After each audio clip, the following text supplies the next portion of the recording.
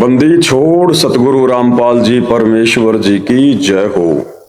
सत्साई भाई और बहनों, बहुत बड़ी दया, बहुत बड़ी मेहर पूज्य गुरुदेव भगवान की, सतगुरु रामपाल जी परमेश्वर जी की, जिनके शुभ आशीर्वाद से, विशेष आशीर्वाद से आप और हम सभी सत्सेवक भाई बहन साध संगति से जुड़कर इस कलयुग की बिचली पीढ़ी में उन्हीं के अमर तत्व ज्ञान को आधार बनाकर मोक्ष प्राप्ति के लिए दृढ़ता के साथ निरंतर भक्ति मार्ग पर आगे की ओर बढ़ रहे हैं। भाई और बहनों, इस कलयुग की बिचली पीढ़ी में परमेश्वर ने आप और हमारे ऊपर जो विशेष रजा बख्शी है, हमें मनुष्य जन्म दिया है, अपनी शरण में लिया है, हर प्रकार से अध्यात्म से परिचित करवाया है, हर प्रकार के धर्म कर्म की जानकारी दी है। तो आप और हमारी भी अब कुछ विशेष जिम्मेदारियां बनती हैं कि हम अपने पूज्य गुरुदेव भगवान के प्रति आजीवन वफादार रहें, हम स्वामी भगत बन के रहें। हमारे मन में कोई भी संशय, कोई भी डाउट सतगुरुदेव भगवान के प्रति और उनकी अमर भक्ति के प्रति नहीं होनी चाहिए। जब इतना विश्वास परमेश्वर हमारा देखेंगे तब वे हमें अपने चरणों में विशेष जगह देंगे। और कलयुग की बिचली पीढ़ी में परमेश्वर यही चाहते हैं कि ये आत्माएं जो युगों युगों से इस काल के लोक में धक्के खा रही हैं, मुझे ना पहचान कर, अब इस कलयुग की बिचली पीढ़ी में ये आत्माएं हमें पहचान लें। और उसके लिए परमात्मा जी ने, सतगुरु रामपाल जी भगवान ने अपनी तरफ से कोई कसर, कोई कमी, ये भक्ति हमारे दिलो दिमाग में डालने में कसर नहीं छोड़ी है। अब भी यदि कोई कसर रहेगी भाई और बहनों, तो आप और हमारी ही रहेगी। तो भाई और बहनों, शॉर्ट वीडियो के ऊपर जो वीडियो बनाने की श्रृंखला जारी है, आज उसका ये 5वें नंबर का वीडियो है। और आज का वीडियो शुरू करने से पहले हम पूज्य गुरुदेव भगवान का जयकारा लगाएंगे, उनकी वंदना करेंगे, उनसे आशीर्वाद लेंगे। बंदी छोड़ सतगुरु रामपाल जी परमेश्वर जी की जय हो। परम पिता परमात्मा, सारी सृष्टि के सर्जनहार, कुल मालिक, असंख्य ब्रह्मांडों के स्वामी, जगत गुरु, तीनों लोकों में प्रवेश करके सबका धारण पोषण करने वाले राजाधिराज, आत्माधार, नाथों के नाथ, देवों के देव महादेव, सर्वेश्वर महेश्वर, मृत्युंजय, अजरो अमर, आदि अनादि सनातनी प्रभु, जगत पिता जगदीश्वर, श्री श्री 1008 की उपाधि के वास्तविक अधिकारी, अकाल मूर्त सौद स्वरूपी राम वासुदेव, सर्वगतम ब्रह्म, परम पूज्य, प्रथम पूज्य, परम संत, परम पुरुष, परम धनी, परम दयालु, सत्य कबीर, हक्का कबीर, अल्लाहु कबीर, अल्लाहु अकबर, बाखबर, अल्लाह ताला, जगत के तारणहार, जगत के मुक्तिदाता, जगत के जगन्नाथ, हारे के सहारे, हिंदुओं के राम, मुसलमानों के अल्लाह, सिखों के वाहिगुरु, ईसाइयों के मसीह, दया के सागर दयानिधि, करुणा के सागर करुणानिधि, स्वयं भू परिभू, संकट मोचन, कष्ट हरण, मंगल करण, दुख भंजन, अविगत कबीर, निर्विकार निर्विषम परमात्मा, अलय अलेख सतगुरु, आदि अनादि सतगुरु, असली मर्यादा पुरुषोत्तम, असली राम, असली कृष्ण, असली घनश्याम, असली मुरारी, राजाओं के राजा, महाराजाओं के महाराजा, शहंशाहों के शहंशाह, सम्राटों के सम्राट, भगवानों के भगवान, अल्लाहों के अल्लाह, प्रभुओं के प्रभु, मसीहाओं के मसीह, सच्चे वाहिगुरु, बाबाओं के बाबा, पीरों के पीर, सेठों के सेठ, जगत सेठ, सावड़सा सेठ, सर्वगुण संपन्न, अनंत कोटि कलाओं के स्वामी, अनंत कोटि ब्रह्मांडों के नायक, योगियों में महायोगी, ध्यानियों में महाध्यानी, सिद्धों में परम सिद्ध, ज्ञानियों में तत्व ज्ञानी, ब्रह्म ज्ञानी, महाज्ञानी, परम ज्ञानी, सर्वश्रेष्ठ ज्ञानी, विज्ञानी, युवा कबीर, समर्थ कबीर, असंवाद, अमित ओजा, सच्चे रहनुमा, करीम अल्लाह, सुभान अल्लाह, दुनिया के अंतिम पैगंबर, 8 सितंबर 1951 से गांव धनाना, जिला सोनीपत, हरियाणा, भारतवर्ष की पावन भूमि पे प्रकट रियल कल की भगवान श्री नारायण साकार हरि, श्री बाबा साहेब नूर अनंत परमात्मा, सच्चे दरवेश, सच्चे बाखबर, संत शिरोमणि सतगुरु रामपाल जी परमेश्वर जी के चरण कमल में साध संगति से जुड़े हुए देश विदेश से आप और हम सभी सत्सेवक भाई बहनों का अनंत कोटि दंडोत प्रणाम। तो भाई और बहनों, पूज्य गुरुदेव भगवान ने अपनी तरफ से इस कलयुग की पिछली पीढ़ी में अपनी पहचान करवाने में अपने सत्संगों के माध्यम से कोई कसर नहीं छोड़ी है। अब यदि उनको ना पहचान पाने वाली कोई कसर रहेगी तो आप और हम भगत भाई बहनों की अपनी अज्ञानता, अपनी नादानी, अपनी मंद बुद्धिता रहेगी। बाकी गुरुदेव ने कोई कसर, कोई कमी नहीं छोड़ी है भाई और बहनों। और वैसे भी इस काल के किस ब्रह्मांड में आकर, काल के लोक में आकर, काल की छाती पर बैठकर और उसी के विरुद्ध सच्चा ज्ञान प्रचार करना, उसके भोजन को उसके मुख से छीनना, ये भाई और बहनों किसी सामान्य व्यक्ति का, सामान्य संत का, महात्मा का काम नहीं है। ये काल बलि 21 ब्रह्मांड का राजा है, राजा। जैसे जंगल का राजा शेर होता है, शेर, और शेर के मुंह से निवाला छीनना ये जंगल के अन्य किन्हीं जानवरों के बस की बात नहीं है, क्योंकि बाकी सभी उससे डरते हैं, थर्राते हैं, उससे कांपते हैं। अगर शेर आ जाए तो अन्य जानवर चाहे कितना ही खूंखार क्यों ना हो, यदि वो भोजन कर रहा है, कोई शिकार करके, वो छोड़कर भाग जाता है। इसी प्रकार ये काल बलि 21 ब्रह्मांड का राजा है और आप और हम इस जंगल के सामान्य प्राणी हैं, तुच्छ प्राणी हैं। भला शेर का सामना कोई 21 ब्रह्मांड का प्राणी कर सकता है? काल का सामना कर सकता है कोई? तो भाई और बहनों, इसी प्रकार सतगुरु रामपाल जी परमेश्वर ये अध्यात्म के बब्बर शेर हैं, बब्बर शेर, केहरी। और ये 21 ब्रह्मांड का स्वामी काल ये भी कम नहीं है। परमेश्वर ने इसको गजराज की संज्ञा दी। गजराज यानी हाथियों में सर्वश्रेष्ठ, सर्वशक्तिमान। परंतु जब वो केहरी शेर चिंघाड़ता है, दहाड़ता है, तो परमेश्वर ने बताया वो गजराज भी लीद कर देता है, लीद, और वहां से भाग उठता है। तो भाई और बहनों, सतगुरु रामपाल जी परमेश्वर जी को हम कोई सामान्य व्यक्ति, प्राणी या साधु या मां के गर्भ से 8 सितंबर 1951 को जन्म लेकर आया हुआ कोई प्राणी ना समझें, मानुष समझने की भूल ना करें, अन्यथा ये भूल आप और हम पर बहुत भारी पड़ेगी, बहुत भारी। युगों युगों हम भयंकर कष्टों से गुजरेंगे फिर। और उसके लिए गुरुदेव भगवान ने सत्संग किए हैं ताकि हम ये अपनी कमी पूरी कर लें इस कलयुग की पिछली पीढ़ी में। और गुरुदेव ने हर प्रकार से सत्संगों में अपने परमेश्वर होने के विषय में पुख्ता जानकारी, पुख्ता प्रमाण दिए हैं। देखो भाई और बहनों, परमेश्वर की जिम्मेदारी इस काल के लोक में आकर, इस काल ने जो ज्ञान का अज्ञान बना रखा है, धर्मशास्त्रों में आधा अधूरा ज्ञान इसने लिखवा कर उसका कुप्रचार करवा रखा है। दुनिया भर के अपने दूत साधु संत महात्माओं के रूप में भेज रखे हैं, जो केवल अर्थों का अनर्थ करते हैं, ज्ञान का अज्ञान करते हैं। परमेश्वर ने आकर हमें सत ज्ञान दिया, शास्त्रों की जानकारी दी, धर्म कर्म की जानकारी दी। अब भाई और बहनों, अब भी अगर हम नहीं समझेंगे, क्योंकि परमेश्वर की, सतगुरु रामपाल जी भगवान की जिम्मेदारी अपने खुद के सत्संगों को समझाने की नहीं है। सतगुरु की जिम्मेदारी केवल धर्मशास्त्रों का सार, निष्कर्ष निकाल कर देने की थी, और गुरुदेव ने उसमें कोई कसर नहीं छोड़ी है।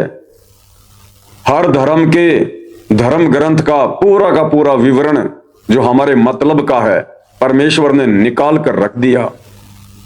चारों वेद, गीता, कुरान, बाइबल, तोरेत, जबूर, इंजल, गुरु ग्रंथ साहिब और अन्य छोटे मोटे संत महात्मा, साधु, ऋषि, जो अज्ञानता के कारण आप और हम भोले भाले जीवों में महात्मा बने बैठे थे, ऋषि बने बैठे थे, परमेश्वर ने सभी की पुस्तकें, सभी के प्रवचन सुनाकर, दिखाकर निष्कर्ष दे दिया कि धरती पर किसी के पास सत्संग नहीं है। यहां कोई सत्संग कर ही नहीं सकता, कोई सच कहने की हिम्मत कह ही नहीं सकता। यहां सत्संग करने के लिए कबीर भगवान स्वयं तत्वदर्शी संत का चोला धारण करके, रूप धारण करके स्वयं ही सतलोक से चलकर आते हैं। वे स्वयं ही सत्संग कर सकते हैं, सच कह सकते हैं, और उसके बाद उनसे परिचित, उनके शरण में आने के बाद उनके बच्चे सच कह सकते हैं। अन्यथा 21 ब्रह्मांड में सच कहने की यहां किसी की औकात नहीं है और ना किसी को यहां सच का पता है। तो भाई और बहनों, गुरुदेव ने एक सत्संग के माध्यम से बखूबी अपनी पहचान करवाने की पूरी कोशिश की है। अब हम कितना पहचानेंगे, कितना समझेंगे उनके संकेतों को, उनके सत्संगों को, ये आप और हमारे संस्कार और हमारी बुद्धि स्तर के ऊपर निर्भर करता है। तो शॉर्ट वीडियो में एक छोटा सा सत्संग पूज्य गुरुदेव भगवान का, लगभग 20 से 25 सेकंड का। और गुरुदेव भगवान ने यहां पर काल के विषय में यह जानकारी देते हुए कि वो गुप्त रहता है, गुप्त। और गुरुदेव ने कहा कि वो गुप्त क्यों रहता है? क्या बाप, क्या एक पिता अपने संतान से छुप के रहना चाहेगा? क्या एक बाप अपने संतान से छुप के रहता है? वो बाप, वो पिता अपने संतान से छुप कर रहेगा जिसमें कोई खोट है, जिसमें कोई दोष है। और गुरुदेव ने सृष्टि रचना के माध्यम से बता दिया कि इस काल में क्या दोष था, इसने क्या गलती की जिस कारण से इसको शराप लगा, ये दंड का भागी बना। और उसके तहत ये अपनी ही संतान, यानी 21 ब्रह्मांड में आने के बाद आप और हम सभी भाई बहन काल और दुर्गा की संतान कहलाती हैं। ये अपने ही बच्चों से, अपने ही संतानों से छुप के रहता है। ब्रह्मा विष्णु महेश तो सीधे सीधे इसके पुत्र हैं। ये उनको भी अपनी शक्ल सूरत नहीं दिखाता, अपने ओरिजिनल रूप में उनके सामने नहीं आता। और आगे गुरुदेव भगवान ने निर्णय दिया कि वो परमात्मा वो छुप के नहीं रहता, वो परमात्मा सर्व के समक्ष आता है, तत्वदर्शी संत बन के आता है, अपने रूप को हल्का करके आता है, अपने आप को छुपा कर ज्ञान प्रचार करता है। और आज से पहले हम उसको पहचान नहीं पाए। और आगे गुरुदेव ने कहा कि अब पहचानेंगे, अब पहचानेंगे। क्या कह रहे हैं गुरुदेव भगवान? ध्यान से सुनिए भाई और बहन। मेरा अटल सिद्धांत है, मैं अपनी योग माया से छुपा रहता हूं, किसी के सामने नहीं आता। और ये भगवान ने सृष्टि रचना बताई थी कबीर परमात्मा ने कि इसने गलती करता है, ये 1 लाख जीवों को, मनुष्य शरीरधारियों को रोज खाता है। यहाँ बुटड़ खाना खोल रखा है इसने, कहीं दुर्घटना में मर गए, किधर फ्लड आ गई, कहीं पर और कारण हो गया। 1 लाख को रोज काटता है और उसका आहार करता है, इसलिए छुपा रहता है। इसके अंदर दोष है कोई ना? पिता अपनी छुप कर रहता है। हमारा असली पिता पूर्ण परमात्मा परम अक्षर ब्रह्म कबीर साहब है, वो हमारे पास घूमते रहे, लेकिन हम पहचान नहीं सके क्योंकि हमारे पास उनको पहचानने वाला वो चश्मा नहीं था। क्या कह रहे हैं गुरुदेव कि हमारे पिता, हमारे परमात्मा, हमारे बाप, वो कबीर देव भगवान, वो छुपके नहीं रहते, वो हमारे साथ साथ घूमते रहे, लेकिन हम उनको पहचान नहीं पाए क्योंकि हमारे पास में पहचानने का कोई साधन नहीं था, पैमाना नहीं था। और आगे गुरुदेव क्या कह रहे हैं? अब पहचानेंगे। क्या कह रहे हैं? अब पहचानेंगे। सुनिए, अब वो ऐनक दास देगा आपको, उससे देखना अपने भगवान को, अब पहचानोगे।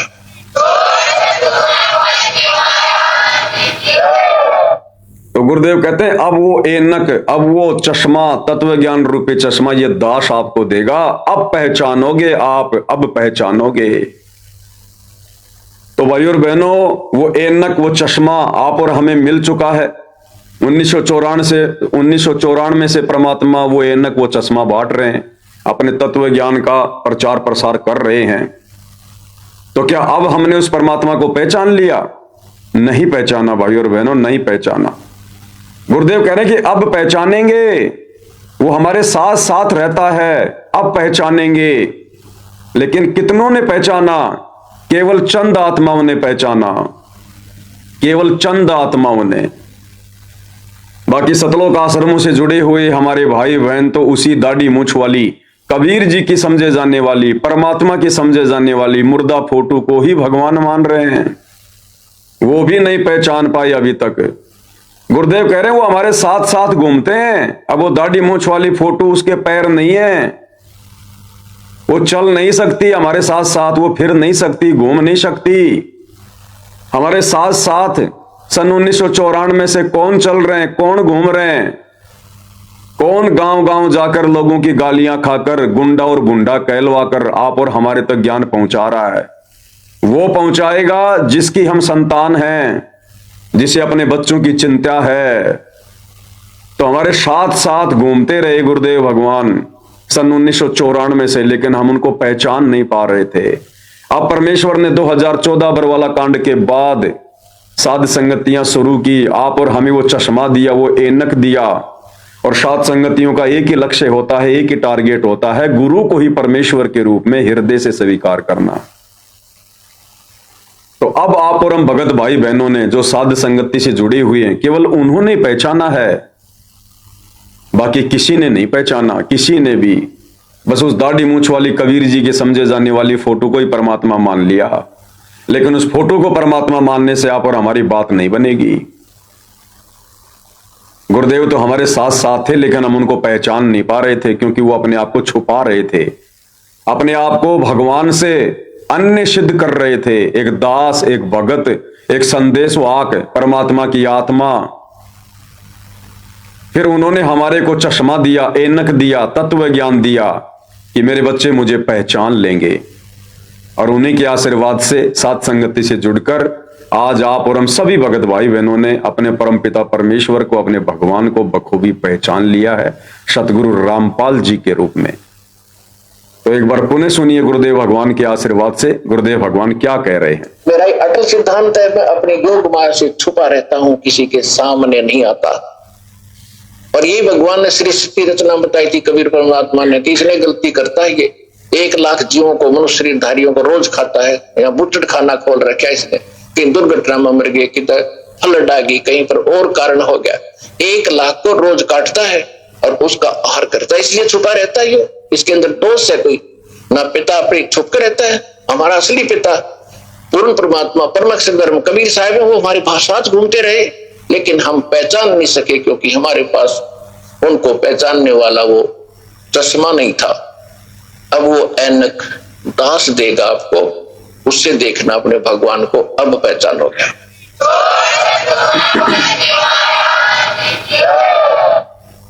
अभी सत्संग को सुनकर बहुत सारे भगत भाई बहन कह सकते हैं कि जी वो परमात्मा तो कबीर जी हैं, गुरु जी तो हमें उसकी फोटो भी दिया करते थे नाम दीक्षा के समय, दाढ़ी मूंछ वाली, कि बच्चों इस फोटो को अपने घर में रखना, अपने दरबार में रखना। तो गुरु जी ने जिस कबीर भगवान की पहचान करवाई है, वो तो दाढ़ी मूंछ वाले कबीर जी हैं। और दाढ़ी मूंछ वाली फोटो के विषय में गुरु जी कह रहे हैं कि बच्चों तुम अब पहचानोगे अपने कबीर भगवान को, अब पहचानोगे तुम अपने कबीर भगवान को। तो भाई और बहनों, गुरुदेव भगवान हमें उस दाढ़ी मूंछ वाली फोटो के विषय में नहीं कह रहे हैं, इस बहम में मत रहना। उस दाढ़ी मूंछ वाली फोटो को तो गुरुदेव भगवान ने रिजेक्ट कर दिया, रिजेक्ट कर दिया मालिक ने। क्या कहकर? एक सत्संग में गुरुदेव ने बिल्कुल क्लियर कर दिया कि हम जो चित्र देखते हैं प्रभु का, कौन सा? दाढ़ी मूंछ वाला। कि हम जो चित्र देखते हैं प्रभु का, ऐसा रूप नहीं है, ऐसा रूप नहीं है।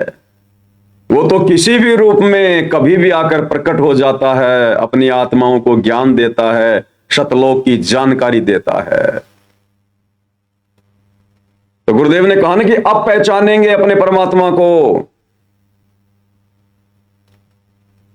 तो 90% संगत ने तो दाढ़ी मूंछ वाली कबीर जी की समझे जाने वाली फोटो को ही परमात्मा मान लिया, परमात्मा को नहीं पहचान पाए कि सतगुरु रामपाल जी ही कबीर भगवान है, परमेश्वर है, परमात्मा है, नहीं पहचान पाए। और ये मान लिया कि गुरु जी हमें जो फोटो दिखा रहे हैं बस यही कबीर जी है, और उसी के ऊपर आश्रित हो गए। और गुरुदेव करें अब पहचानेंगे, अब पहचानोगे। अगर वही फोटो होती कबीर भगवान, तो गुरु जी ये क्यों कहेंगे कि अब पहचानोगे? अरे वो पहचान तो गुरु जी करवा ही रहे हैं। सन 1994 से गुरु जी वो फोटो दिखा रहे हैं हमारे को कि बच्चों ये कबीर भगवान है, ये कबीर भगवान है। तो भगवान को तो हमने पहचान लिया, वो फोटो हमने देख ली, हम सब जानते हैं कि कबीर जी की फोटो है, कबीर जी की फोटो है। फिर गुरु जी क्यों कह रहे हैं कि अब पहचानोगे? तो फिर वो दाढ़ी मूंछ वाले कौन थे फिर, जो गुरु जी कह रहे कि भगवान को तो तुम अब पहचानोगे? तो परमेश्वर वे स्वयं है, परमात्मा वे स्वयं है। और उस दाढ़ी मूंछ वाली फोटो को उन्होंने रिजेक्ट कर दिया। रिजेक्ट क्या कहकर, ध्यान से सुनिए भाई और बहनों, बड़ा अनमोल सत्संग है। क्या कह रहे हैं भगवान? अपने आत्माओं अब तो ये दास बैठा है, यदि यहाँ परमात्मा इसी मानव शरीर तो है ही उनका, क्योंकि बनारस में 120 वर्ष रहे, और अब भी वो आ जाते। जो हम चित्र देखते हैं प्रभु का, ऐसा चित्र नहीं है। वो तो ना जाने कितने स्वरूप है उस मालिक के, वो किसी भी रूप में आकर के अपना ज्ञान बताता है, अपनी प्यारी आत्माओं को अपने चरणों में लगा के भक्ति करवा के सतलोक ले जाता है। तो क्लियर कर दिया भाई और बहनों गुरुदेव भगवान ने। इस दाढ़ी मूंछ वाली फोटो को गुरुदेव भगवान ने बिल्कुल रिजेक्ट कर दिया। रिजेक्ट। तो बताओ सतलोक आश्रमों से जुड़े हुए भाई बहनों, तुम किसे भगवान मानकर पूज रहे हो? तुमने क्या पहचाना? अरे कुछ भी तो नहीं पहचाना। तुम जिस दाढ़ी मूंछ वाली फोटो को कबीर मान के पूज रहे हो, जून के महीने में कबीर प्रगट दिवस मना रहे हो, गुरुदेव ने तो रिजेक्ट कर दिया कि प्रभु ऐसा नहीं है जो हम चित्र देख रहे हैं। वो तो ना जाने किस रूप में आ जाते हैं अपनी आत्माओं को ज्ञान देने के लिए। एक बार ध्यान से सुनो भाई और बहनों, इसलिए गुरुदेव कह रहे हैं कि अब पहचानोगे भगवान को, अब पहचानोगे। ध्यान से सुनिएगा। अपने आत्माओं अब तो ये दास बैठा है, यदि यहाँ परमात्मा इसी मानव शरीर तो है ही उनका, क्योंकि बनारस में 120 वर्ष रहे, और अब भी वो आ जाते। जो हम चित्र देखते हैं प्रभु का, ऐसा चित्र नहीं है। वो तो ना जाने कितने स्वरूप है उस मालिक के। जो हम चित्र देखते हैं ऐसा चित्र नहीं है परमात्मा का, ऐसा रूप नहीं है। तो गुरुदेव ने बिल्कुल क्लियर कर दिया कि ये दाढ़ी मूंछ वाली फोटो परमात्मा नहीं है, कबीर जी नहीं है। और कह दिया कि अब पहचानोगे अपने परमात्मा को, वो तो तुम्हारे साथ साथ ही घूमता है। तो फिर किसको पहचानेंगे? दाढ़ी मूंछ वाली को तो रिजेक्ट कर दिया, जिसको संगत अपना कबीर भगवान मान के बैठी थी। और गुरुदेव कह रहे कि अब पहचानोगे। तो बताओ फिर और बच कौन गया पहचानने के लिए? अब बच गए सतगुरु रामपाल जी। तो कौन हुए सतगुरु रामपाल जी? स्वयं कबीर भगवान, कबीर परमात्मा, आत्मा के पिता परमेश्वर। तो ये है वो बंदी छोड़, वो परमात्मा, सतगुरु, भक्ति मुक्ति का दाता, जिसको ना पहचान कर आप और हम भाई बहन असंख्य युगों से इसी काल के लोक में धक्के खा रहे थे, 84 लाख योनियां भोग रहे थे। सन 1994 से वर्तमान समय तक परमेश्वर को इतना संघर्ष केवल इसी बात के लिए करना पड़ रहा है, ज्ञान देने के लिए नहीं, अपनी पहचान करवाने के लिए। अरे ज्ञान तो वही था जो परमेश्वर ने 1994 से 1997 तक दिया। सारा ज्ञान, सारे सत्संग, सारा निष्कर्ष गुरुदेव ने 1994 से 2000 तक के सत्संगों में दे रखा है। उसके बाद गुरुदेव ने आप और हमें शास्त्रों से परिचित करवाने के लिए ये वेद, गीता, कुरान, पुराण, बाइबल ये दिखाने पड़े। अन्यथा गुरुदेव ने जो सत्संग किए हैं 1994 से सन 2000 तक, रियल सत्संग तो वही हैं, और उन्होंने क्लियर कर रखा उन सत्संगों में। अब भी यदि हम नहीं पहचानेंगे और अपने गुरु को एक मानुष मानते रहेंगे और परमात्मा उसी कागज के टुकड़े को मानते रहेंगे, दाढ़ी मूंछ वाली फोटो को, फिर हमारा कैसे भला होगा? हम कैसे अपने घर जा पाएंगे अगर परमात्मा की पहचान नहीं हुई तो? अगर हमें यही विश्वास नहीं बना, क्योंकि जिसको हम कबीर भगवान मान के बैठे थे उसको तो गुरु जी ने रिजेक्ट कर दिया कि ऐसा चित्र नहीं है परमात्मा का, उनका रूप ऐसा नहीं है। बताओ फिर और कौन भगवान बच गया? फिर तो सतगुरु रामपाल जी बच गए, ये तत्वदर्शी संत बच गया। तो कौन हुआ कबीर भगवान? ये स्वयं हुए, स्वयं। एक बार फिर से पूरा सत्संग सुनिए भाई और बहनों। और आगे गुरुदेव भगवान कह रहे हैं कि अब ये आप लोगों ने सोचना है, ये आप लोगों ने देखना है, आप लोगों ने सोचना है। अब आप इस बात को पहचान कर कैसा व्यवहार करोगे दास के साथ में। पुण्यात्माओं, अब तो ये दास बैठा है, यदि यहाँ परमात्मा इसी मानव शरीर तो है ही उनका, क्योंकि बनारस में 120 वर्ष रहे, और अब भी वो आ जाते। जो हम चित्र देखते हैं प्रभु का, ऐसा चित्र नहीं है। वो तो ना जाने कितने स्वरूप है उस मालिक के, वो किसी भी रूप में आकर के अपना ज्ञान बताता है, अपनी प्यारी आत्माओं को अपने चरणों में लगा के भक्ति करवा के सतलोक ले जाता है। अब आज हम भगवान की तलाश कर रहे हैं। अब आगे ध्यान से सुनना। और परमात्मा क्या अनमोल वस्तु है, क्या अनमोल है, कितना उसके अंदर गुण है।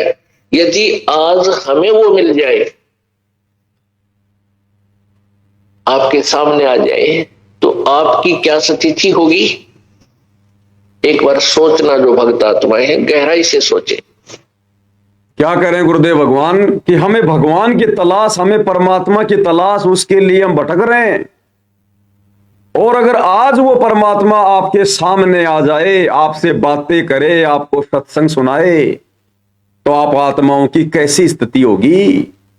गुरुदेव कह रहे हैं एक बार जोर देकर सोचो, जो पुण्य आत्माएं हैं, एक बार जोर देके सोचो।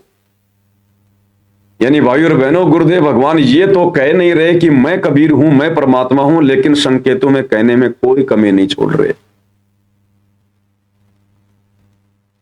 और उस कागज वाली फोटो को रिजेक्ट करके कि प्रभु का ऐसा चित्र नहीं है, ऐसा रूप नहीं है, और स्वयं को कबीर भगवान सिद्ध कर दिया। और कह रहे हैं जिस भगवान के लिए हम भटक रहे हैं युगों युगों से, अब वो भगवान अगर तुम्हारे सामने आ जाए, तो पुण्यात्माओं उस परमात्मा के साथ में तुम कैसा व्यवहार करोगे?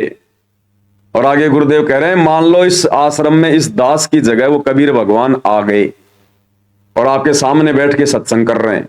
अब बताओ तुम्हारी कैसी स्थिति होगी? फिर इस दास के साथ में, अपने गुरु के साथ में तुम कैसा व्यवहार करोगे? फिर क्या फिर भी उस कागज की मुर्दा फोटो को भगवान मान के पूजोगे? उसका कबीर प्रकट दिवस मनाओगे?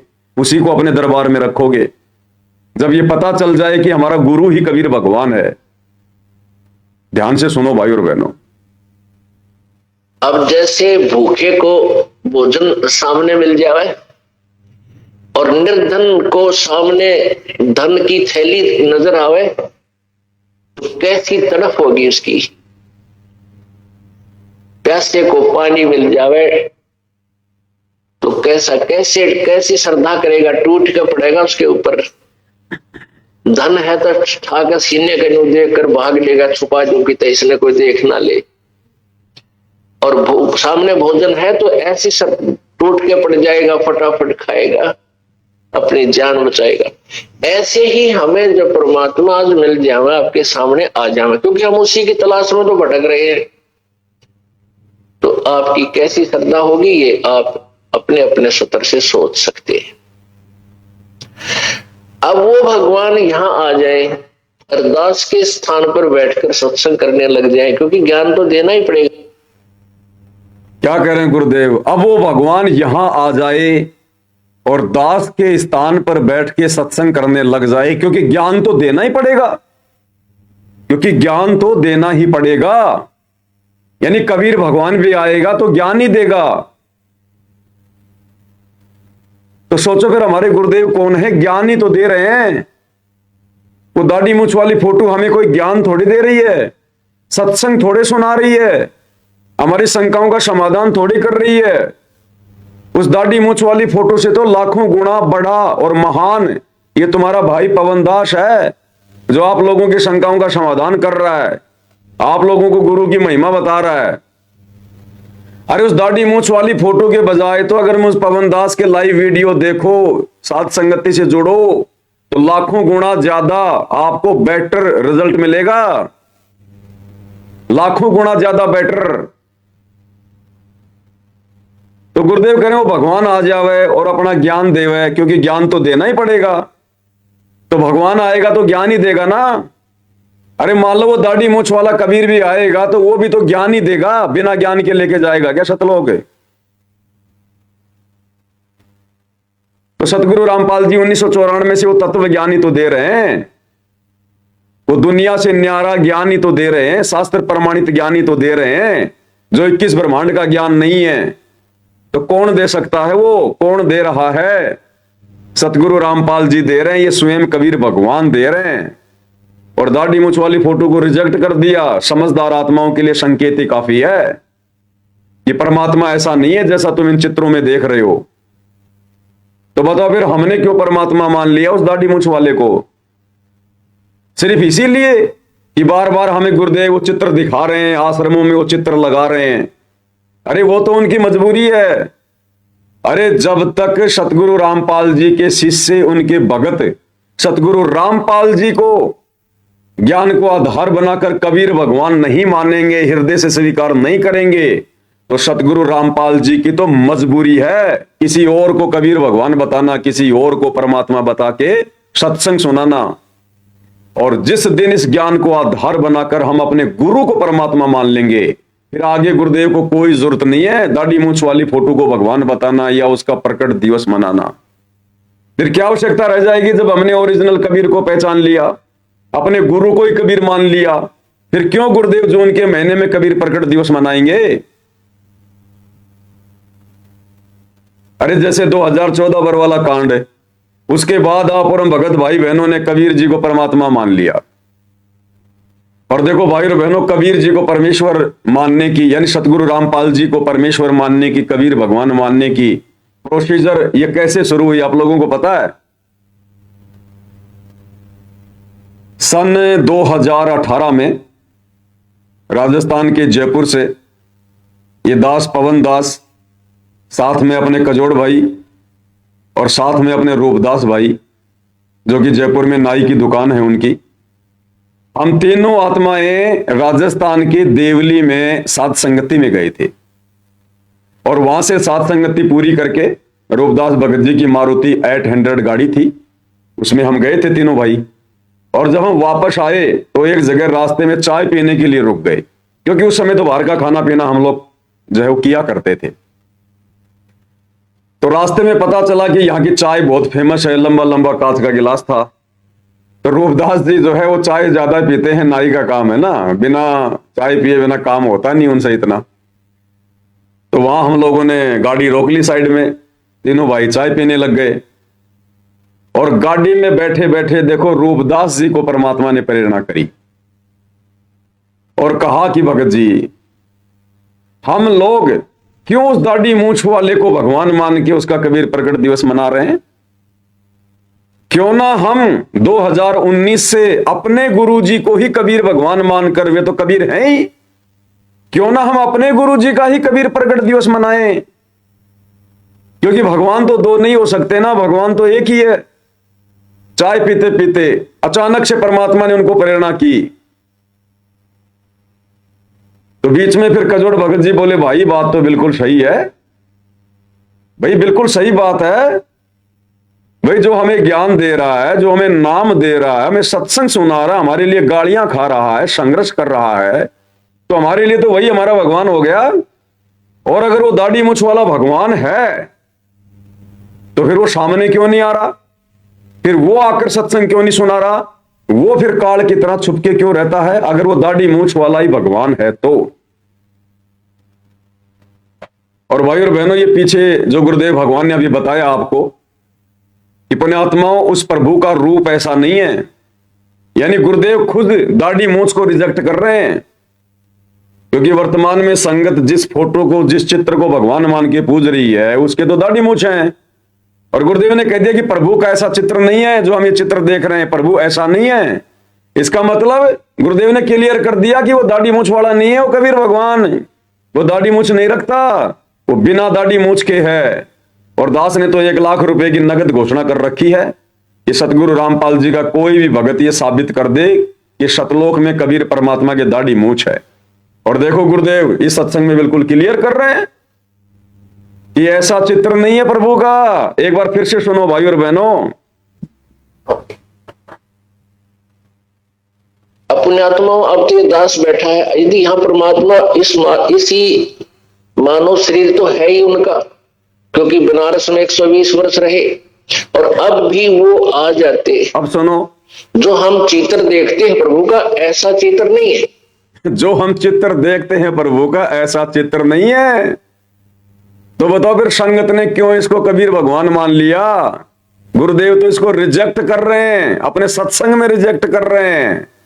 बहुत सारे भाई बहन कहते हैं ना कि भाई तुम लोग इस दाढ़ी मूंछ वाली फोटो को भगवान क्यों नहीं मानते, गुरुजी ने तो खुद बताया। तो गुरुजी तो खुद देखो रिजेक्ट भी कर रहे हैं। अभी रिजेक्ट वाली बात भी तो माननी पड़ेगी। अब गुरुजी ने इस फोटो को भगवान बताया, वो हमें समझ में आ गया, क्योंकि भाई शुरुआत में उनकी मजबूरी थी। अगर वे खुद को कबीर जी कहते तो कोई उनके सत्संग भी ना सुनता। इसलिए गुरुदेव ने अपने आप को छुपाकर स्वयं कबीर होते हुए और आप और हमारे तक ये ज्ञान पहुंचाने के लिए इस दाढ़ी मूंछ वाली फोटो को सामने रखकर कहा कि कबीर भगवान। लेकिन भैया 30 साल हो गई, अब 30 साल ज्ञान बतेरा दे लिया गुरुदेव ने। अब हमने गुरु को परमात्मा मानना पड़ेगा, पहचानना पड़ेगा। तो अब गुरुदेव उसी फोटो को, संगत जिस कबीर की समझे जाने वाली नकली फोटो को, दाढ़ी मूंछ वाली फोटो को, कागज के टुकड़े को अपना कबीर भगवान मान के पूज रही है, सतगुरु रामपाल जी उसे रिजेक्ट कर रहे हैं। रिजेक्ट। पुण्यात्मा, हम जो चित्र देख रहे हैं ऐसा चित्र नहीं है प्रभु का। तो इस चित्र में तो दाढ़ी मूंछ है, तो क्या भगवान के दाढ़ी मूंछ नहीं है क्या? हाँ, नहीं है भगवान के दाढ़ी मूंछ। भगवान हमारे सामने बैठे सत्संग कर रहे, हमारे गुरु के रूप में आ गए भगवान। तत्वदर्शी संत की भूमिका कौन निभाएगा? इस काल के लोक में आके सत्संग कौन कर सकता है? भगवान। तो सत्संग कौन कर रहे हैं? सतगुरु रामपाल जी। कौन हुए सतगुरु रामपाल जी? और गुरुदेव ने कहा कि बच्चों, अपने द्वारा रची गई सृष्टि को वो कबीर भगवान ही बता सकता है। एक जीव क्या बता दे? तो 94 से कौन बता रहे हैं सृष्टि रचना? सत्संग कौन कर रहे हैं? तत्वदर्शी संत की भूमिका में कौन है? और अब गुरुदेव साफ साफ रिजेक्ट कर रहे हैं इस कागज के टुकड़े को, दाढ़ी मूंछ वाली फोटो को। एक बार फिर से सुन लो भाई और बहनों, अगर समझ में नहीं आ रही है तो, क्योंकि साथ संगति का काम है समझाना। अपने आत्माओं, अब तो ये दास बैठा है, यदि यहाँ परमात्मा इसी मानव शरीर तो है ही उनका, सुनो, क्योंकि बनारस में 120 वर्ष रहे। अब सुनो, और अब भी वो आ जाते। जो हम चित्र देखते हैं प्रभु का, ऐसा चित्र नहीं है। वो तो ना जाने कितने स्वरूप है उस मालिक के, वो किसी भी रूप में आकर के अपना ज्ञान बताता है, अपनी प्यारी आत्माओं को अपने चरणों में लगा के भक्ति करवा के सतलोक ले जाता है। तो बताओ भाई और बहनों, हाथ कंगन को आरसी क्या, पढ़े लिखे को फारसी क्या, और क्या प्रमाण चाहिए? अब क्या सबूत चाहिए इससे ज्यादा? अब गुरुदेव खुल्लम खुल्ला नहीं कहेंगे भाई, उनका भी काल के साथ एग्रीमेंट है। और परमेश्वर कलयुग की पिछली पीढ़ी में जो जो आत्माएं ज्ञान को आधार बनाकर भक्ति करेंगी, उन्हीं को सतलोक लेकर जाएंगे। अगर इन्होंने खुल्लम खुल्ला ही बताना होता तो भाई और बहनों, आप और हमें शिक्षा देने की आवश्यकता नहीं थी, हमें पढ़ा लिखा इंसान बनाने की जरूरत नहीं थी, अक्षर ज्ञान से युक्त कराने की जरूरत नहीं थी। पिछले 15-20 वर्षों से धर्मशास्त्रों को खोल खोल के दिखाने की जरूरत नहीं थी। दुनिया में गुंडा और बुंडा कहलवाने की जरूरत नहीं थी। ये तत्व ज्ञान देने की जरूरत नहीं थी। सीधा सीधा हाथ पकड़ के ले जाते परमात्मा। ये तो समर्थ है, फिर इनको रोक कौन देगा? अगर ये सतलोक ले जाना चाहें तो काल की औकात है क्या हमें रोक देंगे? इनका हाथ पकड़ने वाला कौन है किस ब्रह्मांड में? इसलिए परमेश्वर ने ज्ञान आधार का मार्ग चुना है वर्तमान कलयुग की पिछली पीढ़ी का, कि जो आत्माएं मेरे ज्ञान को आधार बनाकर और हृदय से अपने गुरु को ही परमेश्वर मानकर भक्ति करेंगी, उन्हीं आत्माओं को परमेश्वर सतलोक ले जाने की सोचेंगे। तो इस फोटो को गुरुदेव ने बिल्कुल रिजेक्ट कर दिया, बिल्कुल रिजेक्ट। अब तो कम से कम भगत भाई बहनों के समझ में आ जानी चाहिए कि सतगुरु रामपाल जी परमेश्वर कौन है।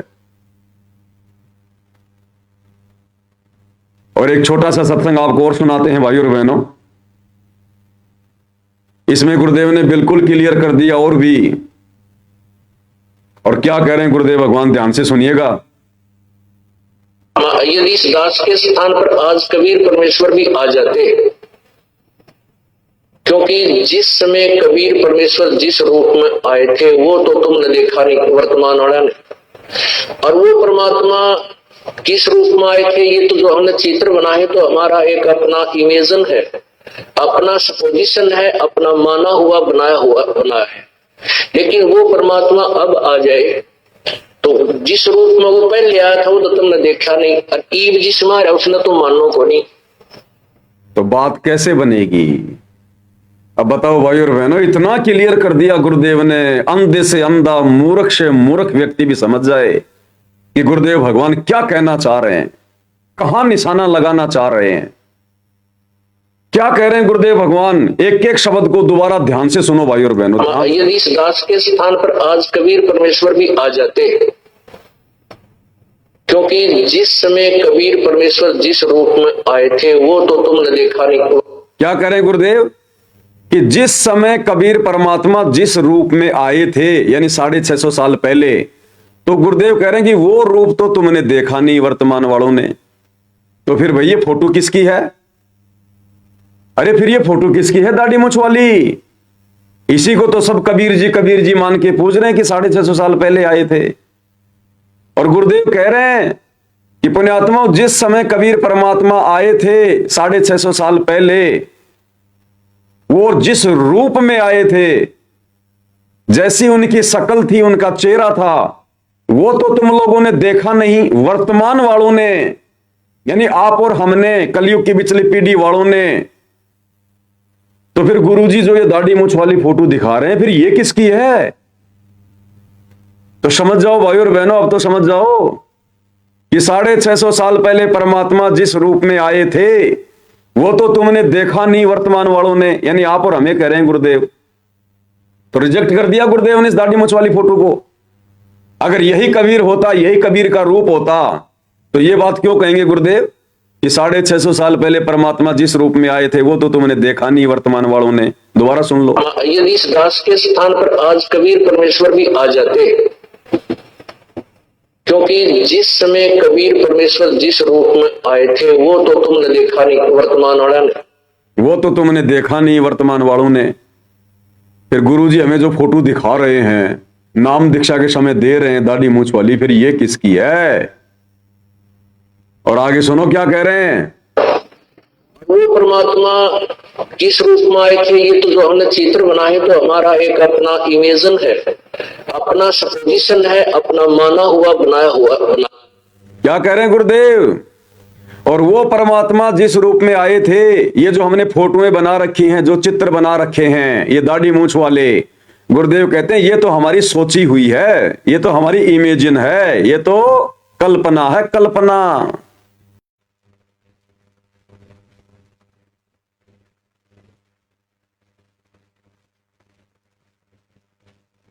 बीच में थोड़ा भाई और बहनों इंटरनेट का दिक्कत आ जाता है, कभी कभार डिस्कनेक्ट हो जाता है बीच में। तो गुरुदेव भगवान ने बिल्कुल क्लियर कर दिया कि जो तुम ये चित्र देख रहे हो ना, जो तुमने बना रखे हैं कबीर भगवान के नाम के, ये तो अपनी इमेजिन है, सोची हुई अपनी कल्पना है, ये तो बनावटी है, ओरिजिनल नहीं है। तो रिजेक्ट कर दी गुरुदेव ने फोटो दाढ़ी मूंछ वाली, जिसको संगत कबीर भगवान मान के अपने दरबार में सजा के बैठी है, जो उनके महीने में जिस नकली फोटो का कबीर प्रकट दिवस मना रही है और शतलोक जाने की सोच रही है अपने गुरुजी को दुखी करके। एक बार फिर से सुनो क्या कह रहे हैं गुरुदेव। ये तो तुम्हारी इमेजिन है, इमेजिन, कल्पना। आए थे वो तो तुमने देखा नहीं वर्तमान वाला ने, और वो परमात्मा किस रूप में आए थे, ये तो जो हमने चित्र बनाए तो हमारा एक अपना इमेजन है, अपना सपोजिशन है, अपना माना हुआ बनाया हुआ बना है। लेकिन वो परमात्मा अब आ जाए। और आगे क्या कह रहे हैं अब गुरुदेव भगवान कि 650 साल पहले परमात्मा जिस रूप में आए थे वो तो तुमने देखा नहीं, और वर्तमान में वो जिस रूप में आ जाएं उसको तुम मानोगे नहीं। यानी गुरुदेव कहना चाह रहे हैं कि वर्तमान में मैं खुद आ गया,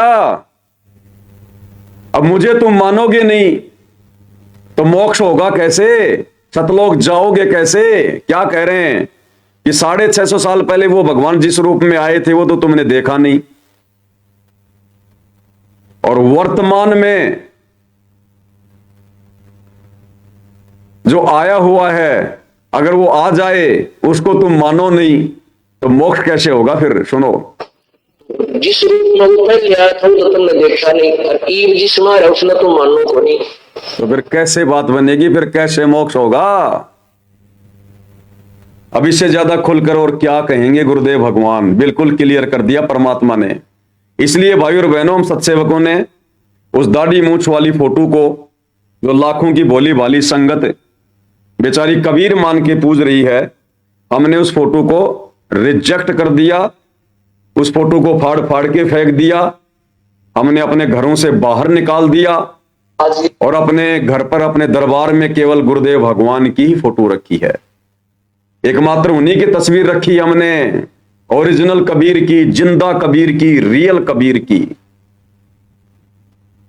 और क्या कह रहे हैं गुरुदेव भगवान, हम नादान भक्तों की वो भ्रमणा जड़ से खत्म करना चाह रहे हैं, जड़ से, कि तुम अपनी अज्ञानता के चलते जो इस दाढ़ी मूछ वाली कबीर जी की समझे जाने वाली फोटो को, जो कि बनावटी है, इमेजिन है, नकली है, तुम जो इसको भगवान मान बैठे हो ना, ये दिलो दिमाग से निकाल दो।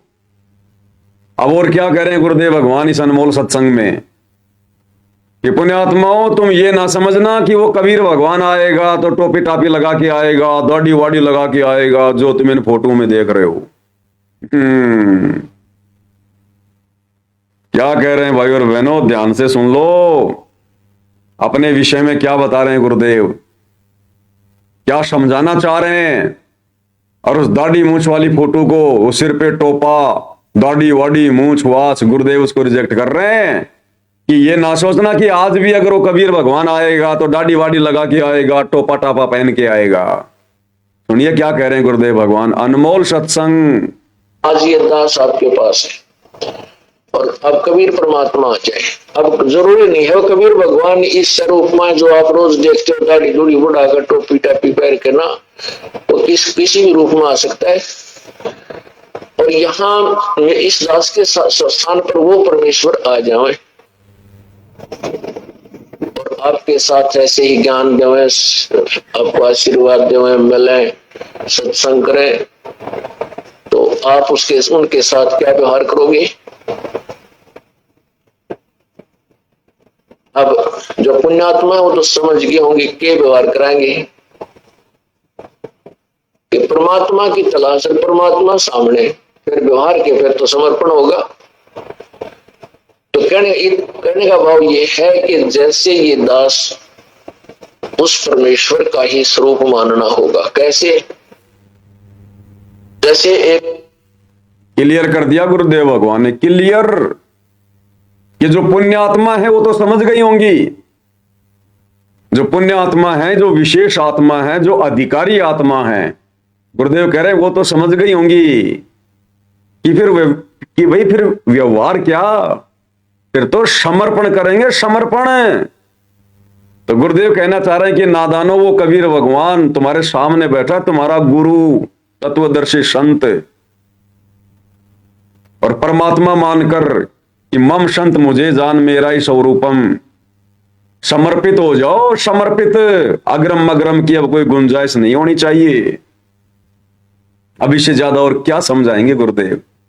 इसीलिए परमात्मा कहते हैं शब्द सैन सतगुरु की पहचान है, वो पावे अटल सुहाग रे। यानी स्पष्ट रूप से गुरुदेव कह रहे हैं, मैं नहीं कहूंगा कि मैं भगवान हूं, मैं परमात्मा हूं, लेकिन सत्संगों में संकेत करूंगा, और मेरे सत्संगों में छुपे हुए उन संकेतों को जो समझ जाएगा और गुरु को परमेश्वर मानकर, कबीर मानकर समर्पित होकर भक्ति करेगा, कहते हैं वो पावे अटल सुहाग रे। शब्द सैन सतगुरु की पहचान है, वो पावे अटल सुहाग रे। वही आत्मा अटल सुहाग यानी शतलोक को प्राप्त करेगी, उस परमेश्वर को प्राप्त होगी। अब बताओ भाई और बहनों, क्या कसर छोड़ दी गुरुदेव भगवान ने, क्या कमी छोड़ दी परमात्मा ने। हर प्रकार से गुरुदेव ने अपने विषय में जानकारी देने में कोई कसर नहीं छोड़ी। फिर भी किसी को लगता है कि भाई कोई कमी रह गई होगी, तो एक सत्संग में गुरुदेव भगवान और कह रहे हैं कि हु इज गॉड, और गुरुदेव कह रहे हैं अब तो वो परमात्मा आपके सामने आके खड़ा हो गया, आपके सामने आके। अब बताओ, दाढ़ी मूछ वाला कबीर हमारे सामने आके कहां खड़ा है।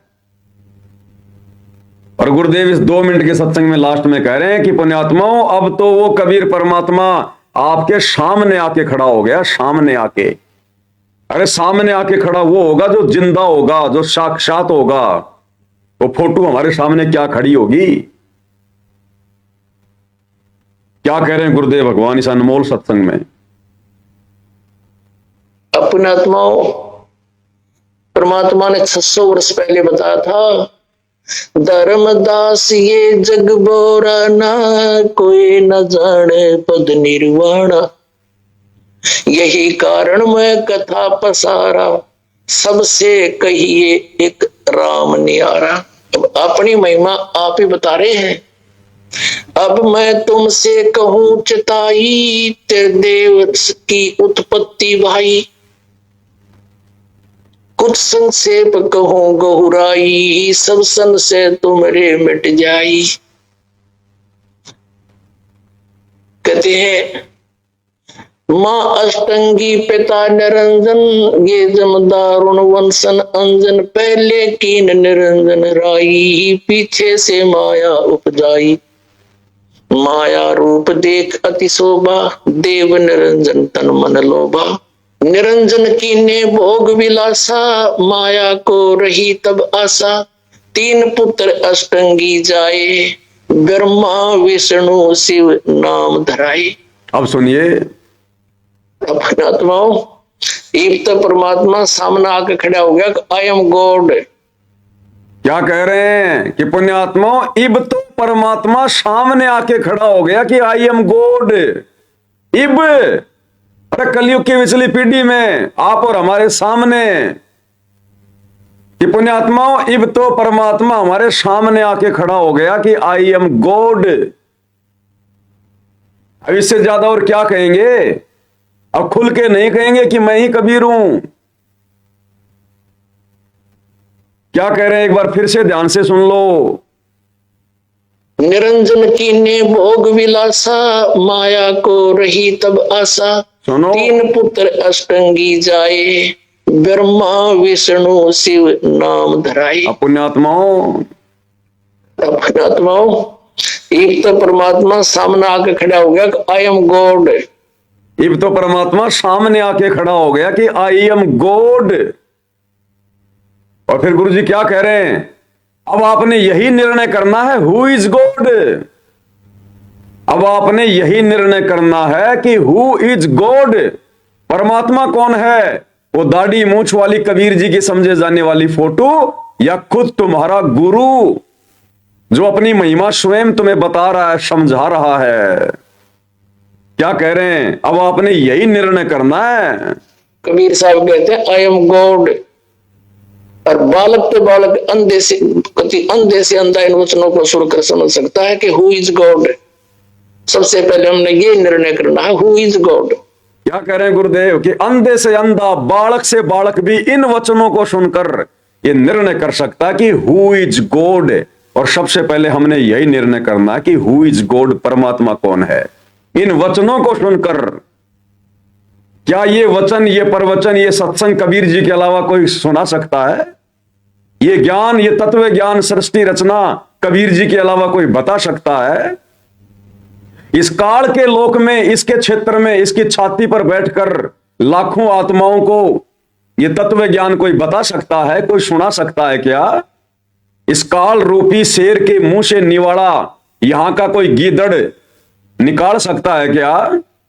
क्योंकि 21 ब्रह्मांड के सभी प्राणी केवल गीदड़ हैं, काल के आगे गीदड़। कि अर्जुन, बलवानों का बल और बुद्धिमानों की बुद्धि मैं हूं। मैं हाथियों में गजराज हूं और शेरों में मैं केहरी हूं, और बाकी सब यहां गीदड़ हैं, भेड़ बकरियां हैं, ये जितने भी जीव हैं।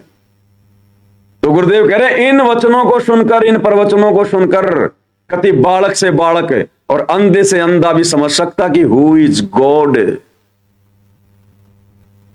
तो सत्सेवक भाई बहनों ने समझा, सत्सेवक भाई बहनों ने पहचाना कि हु इज गॉड। और गुरुदेव कह रहे सबसे पहले हमने यही निर्णय करना है, क्योंकि यह निर्णय हुए बिना कि वर्तमान में धरती पर जिंदा कबीर कौन है, कहां है, हम शतलोक लाख जन्म भी नहीं जा सकते, लाख जन्म भी। इसलिए परमेश्वर साथ संगति के माध्यम से इसी बात पर जोर दिलवाते हैं कि गुरु ही परमात्मा, गुरु ही भगवान, गुरु ही परमात्मा, गुरु ही भगवान। ये हमारी सबसे बड़ी गलती रही है युगों युगों से, कि हम गुरु रूप में आए हुए कबीर जी को पहचान नहीं पाए। एक बार फिर से सुन लो क्या कह रहे हैं गुरुदेव भगवान। माया रूप देख अति शोभा, देव निरंजन तन मन लोभा। निरंजन की ने भोग विलासा, माया को रही तब आशा। तीन पुत्र अष्टंगी जाए, ब्रह्मा विष्णु शिव नाम धराए। और गुरु जी हंसते हुए कह रहे हैं, हंसते हुए, कि मूर्खो, इतना ज्ञान सुनने के बाद भी तुम पहचान नहीं पा रहे कि हु इज गॉड। हंसते हुए कह रहे हैं गुरु जी आगे। आत्माओं, एक तो परमात्मा सामने आके खड़ा हो गया, आई एम गॉड। सामने कबीर साहब कहते हैं आई एम गॉड। और बालक तो बालक अंधे से अंधा इन वचनों को सुनकर समझ सकता है कि हु इज गॉड। सबसे पहले हमने ये निर्णय करना है हु इज गॉड। अब ये क्लियर हो गया, क्लियर हो गया भाई, क्लियर गुरु जी की तरफ से तो हो गया क्लियर, और साथ संगति वाले भाई बहनों की तरफ से भी हो गया बिल्कुल क्लियर कि who is God. Satguru Rampal ji is God, Satguru Rampal ji is Kabir and Kabir ji is God, nothing else in the universe. इनके अलावा और कोई नहीं है, कुछ भी नहीं है इनके अलावा। और तभी हम मुक्ति पाएंगे, हम मोक्ष पाएंगे। और एक अनमोल सत्संग आपको और सुनाते हैं गुरुदेव भगवान का। भाई और बहनों, अपने पास तो पिटारा है परमात्मा की दया से, 1500 सत्संग हैं, वो यही साबित करेंगे कि who is God, who is God, who is God. Satguru Rampal ji is God.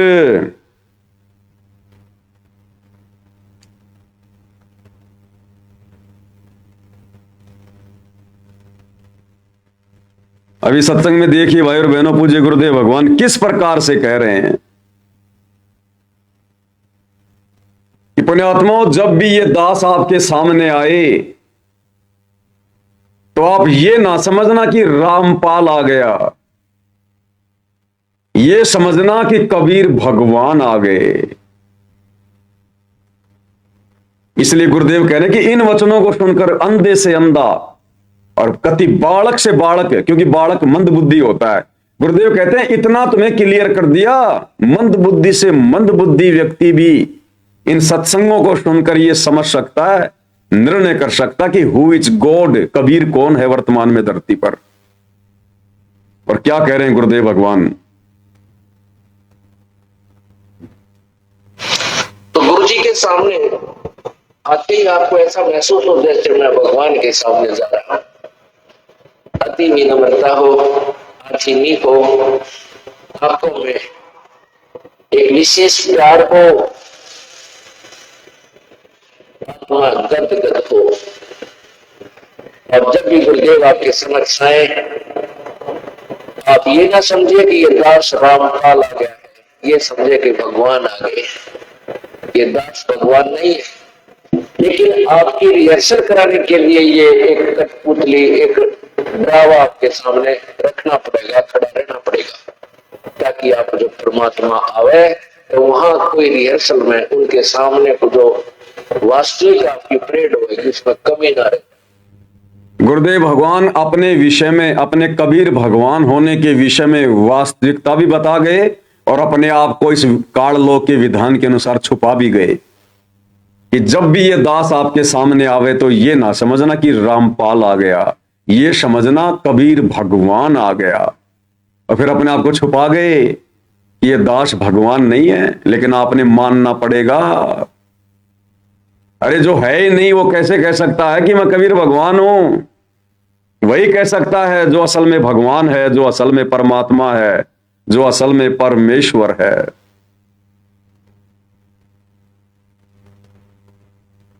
अब बताओ भाई और बहनों, क्या कमी रह गई, क्या कसर छोड़ दी गुरुदेव भगवान ने आप और हमें समझाने में, बताने में। और ये खाली 2 4 5 सत्संग नहीं है, ऐसे सैकड़ों की संख्या में सत्संग है, सैकड़ों की संख्या में। आपको एक भगत जी का एंट्री सुनाते हैं, देखना आप, ज्यादा लंबा नहीं है, 3 4 मिनट का है। और कैसे गुरुदेव भगवान को उसको सतलोक लेकर गए, और जब वो सतलोक में गुरु जी से मिला तो गुरुदेव ने इसको कहा कि बेटा मैं नीचे रहता हूं बरवाड़ा में। क्या कहा उसने देखा कि सतलोक में सिंहासन पर सतगुरु रामपाल जी बैठे हैं, कोई दाढ़ी मूछ वाला नहीं बैठा, कोई पीर बाबा नहीं बैठा वहां, कोई जिंदा विंदा नहीं बैठा। और गुरुदेव ने कहा कि बेटा तू नीचे जा, अब तू नीचे जा और देख मैं नीचे बरवाड़ा में रहता हूं, बरवाड़ा में। और जब वो बरवाड़ा आश्रम में गया और वहां जब उसने गुरु जी को देखा दर्शनों के समय, उसकी आंखें फटी की फटी रह गई और गुरु जी से बोला, हे परमात्मा, हे गुरु जी, आप तो भगवान हो, आप तो परमात्मा हो, यहां तो किसी को पता ही नहीं कि आप परमात्मा हो। तो गुरुदेव ने कहा कि बेटा यहां किसी को नहीं पता, लेकिन अब ज्ञान से पता चलेगा, ज्ञान से। तो ये इंटरव्यू आप सुनिएगा, सतलोक आश्रम वाले भाई बहनों का लिया हुआ इंटरव्यू है, सतलोक आश्रम बरवाड़ा से। हम सत्सेवकों का नहीं है, ना कोई एआई से बनाया हुआ है। और इसमें किस तरह से गुरुदेव अपने परमेश्वर होने के विषय में जानकारी उपलब्ध करवा रहे हैं, ध्यान से सुनना। मैं आ रहा था सोते हुए, तो मालिक ने मेरा शरीर छुड़ा दिया संत रामपाल जी महाराज ने, और उसको सतलोक लेके गए। तो सामने देखा कि बहुत बड़ा एक गुमज है जिसमें संत रामपाल जी महाराज मुख बैठे हुए हैं। सामने एक बहुत बड़ा गुम्मज है सतलोक में, जहां सतगुरु रामपाल जी महाराज बैठे हुए हैं। उस गुम्मज में अनंत कोटि ब्रह्मांडों के सिंहासन पर कौन बैठे हुए हैं? सतगुरु रामपाल जी। कौन बता रहा है? हमारा भगत भाई, और आश्रम में इंटरव्यू दे रहा है। लोग लेके गए तो सामने देखा कि बहुत बड़ा एक गुमज है जिसमें संत रामपाल जी महाराज मुख बैठे हुए हैं। और मैंने कहा, मालिक परमात्मा आप दिखते हो? उन्होंने कहा, हाँ मैं दिखाई देता हूँ, छू के देखो। छू के देखा, परमात्मा ने बहुत सारी बातें मुझे बताई, मेरा फ्यूचर दिखाया, मेरा पास्ट दिखाया, बताया कि तुम लोग, तुम्हारा भाई समय समझा रहा है, तुम्हें समझ में नहीं आ रहा। मैंने कहा, परमात्मा संत रामपाल जी महाराज पहले तो आप रुकिए, मैं आपको ये देख लूं कि मैं अपने भाई को बता दूं कि वो 10 साल से जिस चीज को बताता चला आ रहा है, हम उसको जानते हैं, उस परमात्मा को जानते हैं, और आप दिखाई देते हो। तो उन्होंने कहा, ठीक है, बता के बेटा तू अब यहाँ से निकल और बरमाला आइयो। मैंने कहा, जी बरमाला कहाँ पे? तो परमात्मा ने, संत रामपाल जी महाराज ने मुझे सतलोक से ही बरमाला का आश्रम दिखाया, कहाँ पे है, कैसे है। धनाना आश्रम नहीं दिखाया, बरवाड़ा आश्रम दिखाया सतलोक से गुरु जी ने। ये बेटा मैं नीचे बरवाड़ा में रहता हूं, तुम बरवाड़ा में आइयो। और सतलोक से ही गुरुदेव ने उसको बरवाड़ा दिखा दिया। मैं रोने लगा कि मालिक अब तो यहीं रख लो, अब यहाँ से जाने का तो दिल ही नहीं कर रहा है, यहाँ तो बड़ा अच्छा लग रहा है। और उनका, बेटा जाना तो पड़ेगा, अभी तुम्हारे काम बाकी हैं। तो फिर मैंने कहा, गुरुदेव अगर आप तो सब कुछ कर सकते हैं, आप तो परमात्मा हो संत रामपाल जी महाराज, तो मेरी मोम को क्यों नहीं बचाया? तो उन्होंने बताया कि बेटा तेरी मोम ने ना नामखंड कर दिया था, उसको विश्वास नहीं हुआ, ज्ञान नहीं हुआ, और तू नीचे जाके ऐसा नहीं करना है, तुझे मैं यहाँ से पक्का करके भेजना हूँ, अपने भाई की हेल्प करनी है, और इस समाज को, ये एजुकेटेड जो समाज है, इसको समझाना है, और अपना पूरा जीवन इसलिए लगाना है। तू तो मर चुका था, देख तू शराब पी के यहाँ गिरा था रेलवे स्टेशन में, मुझे याद आया, हाँ गिरा था, मैंने कि यहीं मरना था तुझे, लेकिन मैंने तुझे वापस बुलाया है, और तेरे को ये जीवन जो मैं दे रहा हूँ आगे, ये भक्ति के लिए दे रहा हूँ, अब इससे भक्ति ही करनी है, कुछ और नहीं करना। मैंने कहा, ठीक है जी, लेकिन मैं तो कब आ जाऊंगा जल्दी? मैंने कहा, बेटा मैं नीचे तुम्हारे साथ ही रहता हूँ। क्या कहा गुरुदेव ने? कि बेटा मैं नीचे तुम्हारे साथ ही रहता हूं। और उस सत्संग में क्या कहा गुरुदेव ने? कि पुण्यात्मा, वो भगवान तो हमारे साथ साथ घूमते हैं, लेकिन हम उसको पहचान नहीं पाते, अब पहचानेंगे। तो गुरुदेव ने क्या कहा सतलोक से इस भाई को? कि मैं नीचे तुम्हारे साथ साथ ही रहता हूं, तुम्हारे साथ साथ ही। मैं पृथ्वी पे बैठा हूं, तो जाएगा, मुझे मिलेगा, तो मुझे देखेगा कि तुझे कोई दिक्कत नहीं आएगी। मैंने कहा, ठीक है जी, अब तो परमात्मा मुझे फिर जाने दो। परमात्मा ने मुझे वापस लाया। मैं अपनी माँ के 12-13 जितने भी करने थे वो किए। जैसे ही माँ के 12 बजे मैं वहां से निकल लिया। सतलोक आश्रम बरवाला के लिए जब मैं निकला, बरवाला के रेलवे स्टेशन पे पैर रखा, तो लगा कि मैं परमात्मा की संत रामपाल जी हमारे शरण में आ गया। जैसे ही मैं लाइन लगा के गुरुजी के पास पहुंचा, तो मेरे से नाम दीक्षा देने से पहले भगत जी ने कहा कि भगत जी ये कुछ नियम है, इनको पढ़ लो। मैंने कहा, भगत जी कैसी बातें कर रहे हो आप? संत रामपाल जी महाराज परमात्मा से मिलने के लिए अगर 1 लाख नियम भी होते तो मुझे मंजूर है, ये तो छोटे मोटे नियम है, शराब छोड़ दो, गुटखा छोड़ दो, मांस छोड़ दो, और ये देना लेना छोड़ दो, ये तो सारे नियम समाज को बिगाड़ने वाले हैं। अच्छे नियम जो हैं वो परमात्मा के पास है, और मुझे संत रामपाल जी महाराज से नाम दीक्षा ही लेने के लिए मैं इतनी दूर से आया हूँ। तो उन्होंने कहा, भगत जी अच्छी बात है, तो आप नाम दीक्षा लीजिए। जैसे मैंने नाम दीक्षा लिया, थोड़ी देर भंडारा किया, परमात्मा से मिला, तो परमात्मा वही परमात्मा जो सतलोक में बैठ के मुझे समझा रहा है। जब भगत जी भंडारा करके नाम उपदेश लेकर गुरुजी से मिलने गए, दर्शनों के समय जब लाइन लगती थी, तो भगत जी कह रहे हैं कि ये तो वही परमात्मा है जो मुझे सतलोक में मिले थे। कौन परमात्मा है? वही परमात्मा जो मुझे सतलोक में मिले थे। तो कौन बैठा है सतलोक में? दाढ़ी मूछ वाला नहीं बैठा, स्वयं सतगुरु रामपाल जी भगवान बैठे हैं। क्या कहा भगत जी ने? रामपाल जी महाराज से नाम दीक्षा ही लेने के लिए मैं इतनी दूर से आया हूँ। तो उन्होंने कहा भगत जी अच्छी बात है, तो आप नाम दीक्षा लीजिए। जैसे ही मैंने नाम दीक्षा लिया, थोड़ी देर भंडारा किया, परमात्मा से मिला। तो परमात्मा वही परमात्मा जो सतलोक में बैठ के मुझे समझा रहा है, वो परमात्मा वहां जमीन पे घूम रहा है। संत रामपाल जी महाराज परमात्मा जमीन पे घूम रहे हैं। मैंने सोचा यहाँ सबको शायद पता नहीं है परमात्मा के बारे में। तो गुरुजी जैसे आए, कह रहे हाँ भाई आ गया। मैंने कहा परमात्मा संत रामपाल जी महाराज आप यहाँ घूम रहे हो? यहाँ तो मैं गुरुजी के पास गया, कह रहा मैं गुरुजी के पास गया, कान में गुरुजी के कान के पास जाके कहा कि गुरुजी यहाँ तो परमात्मा आपको तो कोई जानता ही नहीं है, यहां तो आपको कोई पहचानता ही नहीं है कि आप परमात्मा हो। तो गुरुदेव ने कहा कि बेटा यहां कोई नहीं जानता, लेकिन अब पहचानेंगे ज्ञान से। के पास तो मैंने कहा यहाँ तो किसी को पता ही नहीं है आप परमात्मा हो। कह रहे बेटा यहाँ तो कोई किसी को नहीं पता, लेकिन ज्ञान के द्वारा यहाँ सबको पता चलेगा बेटा, कोई बात नहीं। मैंने कहा क्या कहा कि बेटा अब ज्ञान के द्वारा सबको पता चलेगा। इसलिए गुरुदेव ने 30 वर्षों से यह ज्ञान दिया है। आप और हमें सत्संग सुनाए गुरुदेव भगवान ने पिछले 30 वर्षों से, केवल इसी बात के लिए कि अपने गुरु को परमात्मा मान लें। जिस दिन गुरु को परमात्मा मान लेंगे, इनका ये लोक भी सुधर जाएगा और इनका परलोक भी सुधर जाएगा। अन्यथा हमारा दृढ़ विश्वास नहीं बन पाएगा। हमें काल कदम कदम पर डगमग करेगा, फैल करेगा, मर्यादा तोड़वाएगा। जैसे वर्तमान में सतलोक आश्रमों से जुड़े हुए भाई बहन, उनको विश्वास नहीं है कि सतगुरु रामपाल जी ही कबीर भगवान है। उस दाढ़ी मूछ वाली फोटो को कबीर मान के पूज रहे हैं, जिसके चलते उनका दृढ़ विश्वास नहीं बन पा रहा, परमात्मा अपना पूरा आशीर्वाद नहीं दे पा रहा। और काल गुरुदेव के कलयुगी परिवार को निमित्त बनाकर, कोऑर्डिनेटरों को निमित्त बनाकर कदम कदम पर बेचारों की मर्यादाएं तोड़वा रहा है। और इधर सत्सेवक भाई बहनों ने हृदय से स्वीकार कर लिया, आत्मा से पहचान लिया कि सतगुरु रामपाल जी स्वयं कबीर भगवान हैं। और उसके बाद गुरुदेव भगवान की आरती उतारना, विधिवत भक्ति करना, गीता अध्याय 3 श्लोक 13 के अनुसार उनको परमेश्वर मानकर भोग लगाना, उसके बाद वो बचा कुछा भोजन वो प्रसाद के रूप में ग्रहण करना, घर घर में गुरुदेव के आसन लगा देना, गुरुदेव की मर्यादाओं में रह के भक्ति करना, राग द्वेष ईर्ष्या मन मुटाव से दूर होकर भक्ति करना। तो अब गुरुदेव ने दया बख्शी है उन आत्माओं पर जिन्होंने गुरु को परमात्मा मान लिया। गुरुदेव कहते हैं ना, वो हाथ आपना धर दे सिर पर जिसने मान गुरु को बाप लिया। तो ये इंटरव्यू भाई और बहनों आप और हमारे विश्वास के लिए परमेश्वर ने बुलवाए। अन्यथा ये भाई जो इंटरव्यू दे रहा है, क्या पता ये भक्ति पर है भी या नहीं है। और भक्ति पर होगा तो सात संगति में तो है नहीं, ये सतलोक आश्रम वालों से जुड़ा होगा। तो सोचिए, इंटरव्यू देने वाले को फिर भी विश्वास नहीं, इंटरव्यू देने वाले ने आंखों देखकर फिर भी अपने गुरु को परमात्मा नहीं माना। उसको सपना नहीं कहा जा सकता।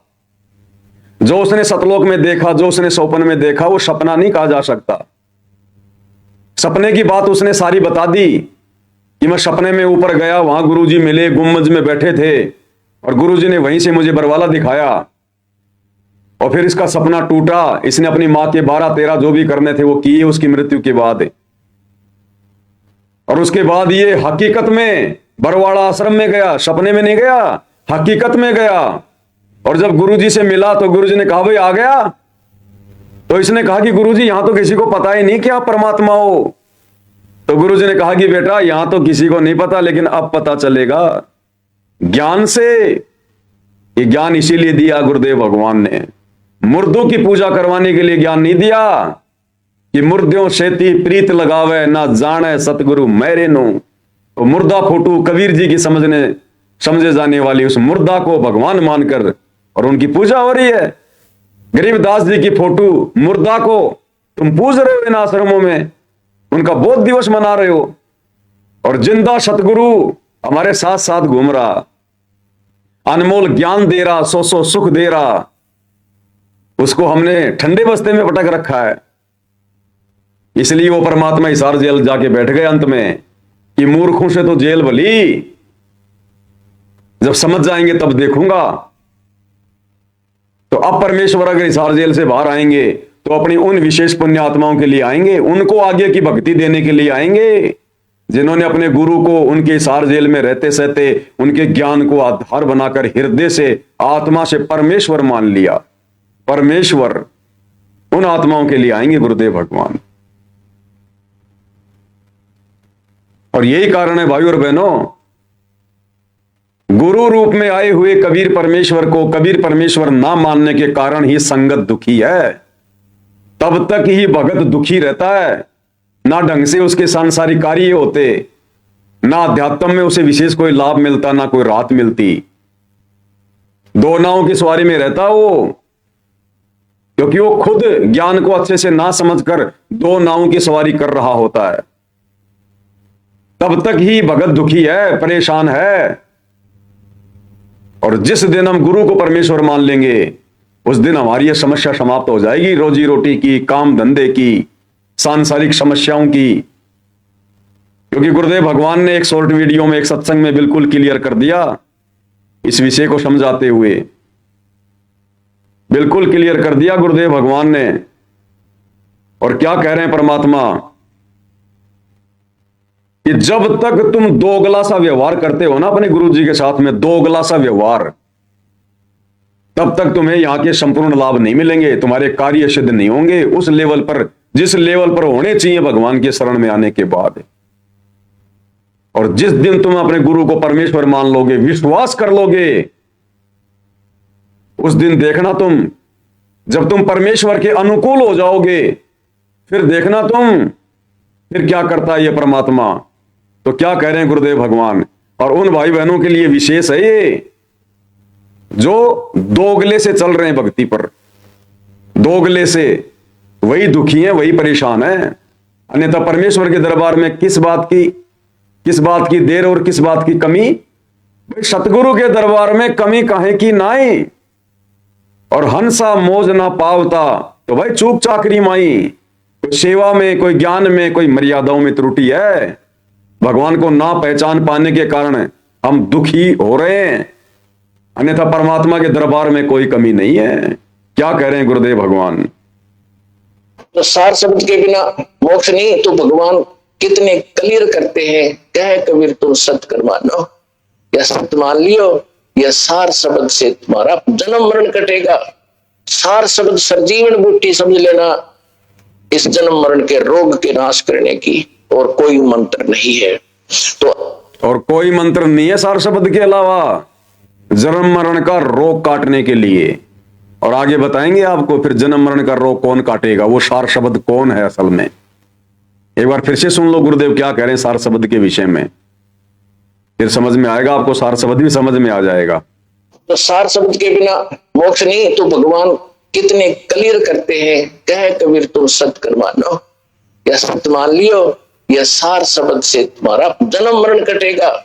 सार शब्द सरजीवन बूटी समझ लेना, इस जन्म मरण के रोग के नाश करने की और कोई मंत्र नहीं है। अब सुनो, तो अभी तक किसी को 2 मंत्र प्राप्त भी हो गए भगवान की वाणी से, ओम सोम एकादश चटपट क्यों कर रहा होगा, सार शब्द बिना तो वो भी अधूरा ही है। तो अब होगा वो क्लियर आपका जन्म मरण। 101 पीढ़ी परमात्मा ने बोल रहा है कि आपकी पार होगी, यानी लगभग 5000 वर्ष तक सतयुग जैसा माहौल होगा इस ज्ञान ने समझ के। सतयुग जैसा। और पुण्यात्माओं, हम उस भगवान की शरण में है, और जो इतना समर्थ है, हम अगर उसके अनुकूल जिस दिन शुरू कर देंगे कदम पर। क्या कह रहे हैं कि पुण्यात्मा वो भगवान, वो परमात्मा जो इतना समर्थ है,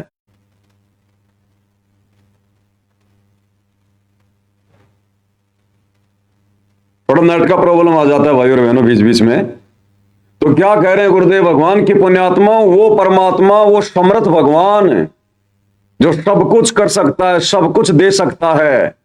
और जब हम उसके अनुकूल हो जाएंगे, भगवान के अनुकूल कैसे, भगवान हमें जैसा भगत बनाना चाहता है, हमसे जैसी मर्यादाओं में रह के भक्ति करवाना चाहता है, हमें संसार से विमुख देखना चाहता है, जीवित मरा हुआ देखना चाहता है। जब हम उसके अनुकूल होकर भक्ति करने लग जाएंगे, फिर देखना वो परमात्मा क्या बल्ले बल्ले करेगा।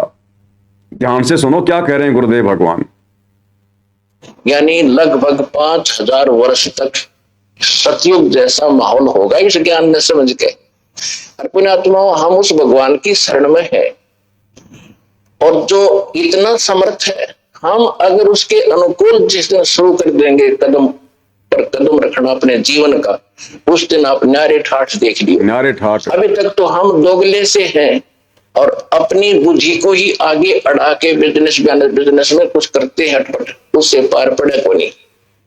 अब ये परमात्मा एक जुल्हे के रूप में रहा करते थे एक झोपड़ी में, और कपड़ा बेचा करते थे और बुनते थे, बेचते थे, गुजारा करते थे और भक्ति करते थे या ना थे वो तो बात अलग है, लेकिन वो करके दिखाते थे कि तुम ऐसे करके देखो। जैसे आज हमें भक्ति करके दिखा रहे हैं। गुरुदेव क्या कह रहे हैं कि वो परमात्मा भक्ति करते थे, और फिर क्या कह रहे हैं, करते थे या ना करते थे वो तो बाद की बात है, लेकिन जैसा उन्होंने हमें भक्ति करके दिखाई, तुम एक बार वैसे करके तो देखो, उतना विश्वास तो करके देखो, एक बार उनके अनुकूल तो होके देखो।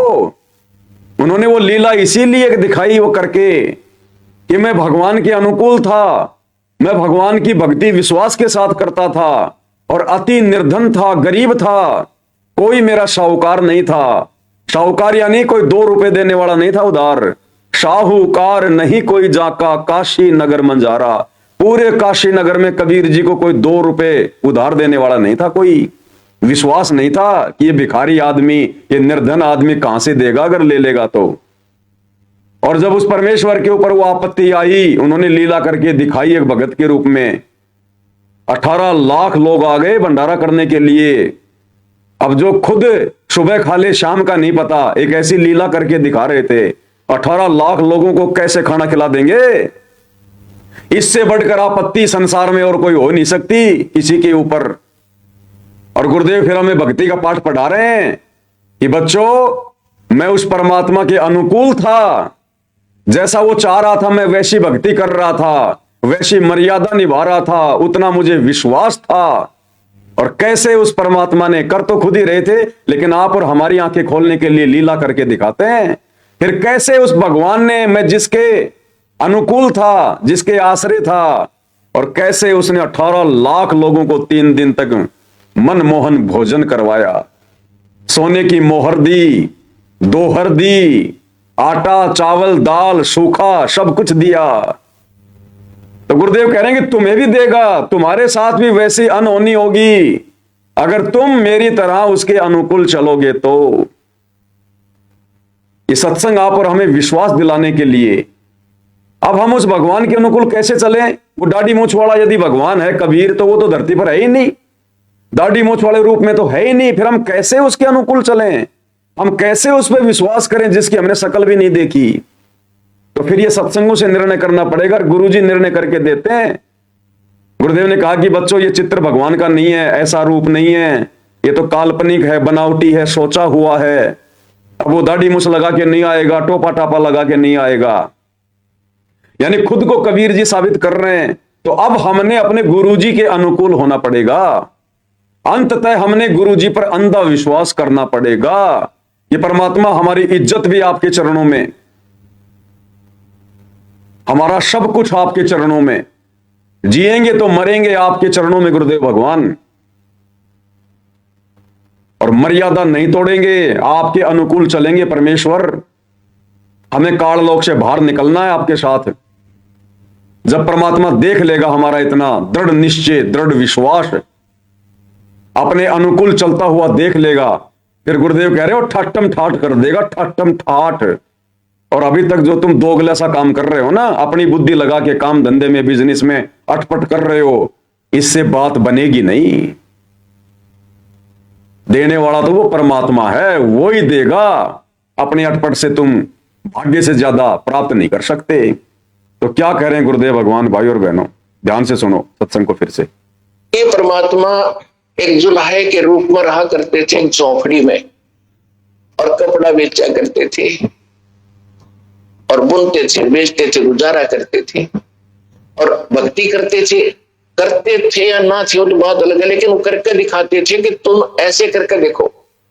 और जिसके घर पर शाम की रोटी मुश्किल से उपलब्ध होती थी, उसके द्वार पर 18 लाख व्यक्ति आगे झूठी चिट्ठी डाल दी कि 18 लाख महात्मा वहां बुलाए हैं, भंडारा होगा।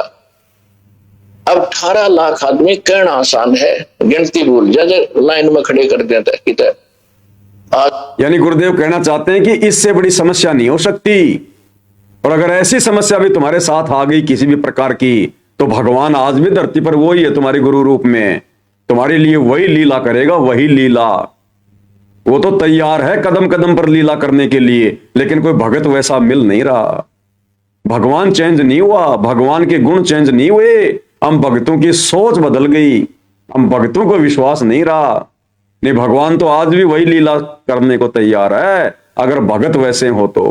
आसपास आवक हो जाए 8-7 किलोमीटर तक, और फिर उनको खाना खिलाना, 3 दिन कंटिन्यू भंडारा देना, और साथ में एक मोर सोने की 10 ग्राम सोना, एक दोहर, एक सुंदर कंबल, तो इसका होता था, अपना कपड़े का ही होता था, वो बहुत उत्तम माना जाता।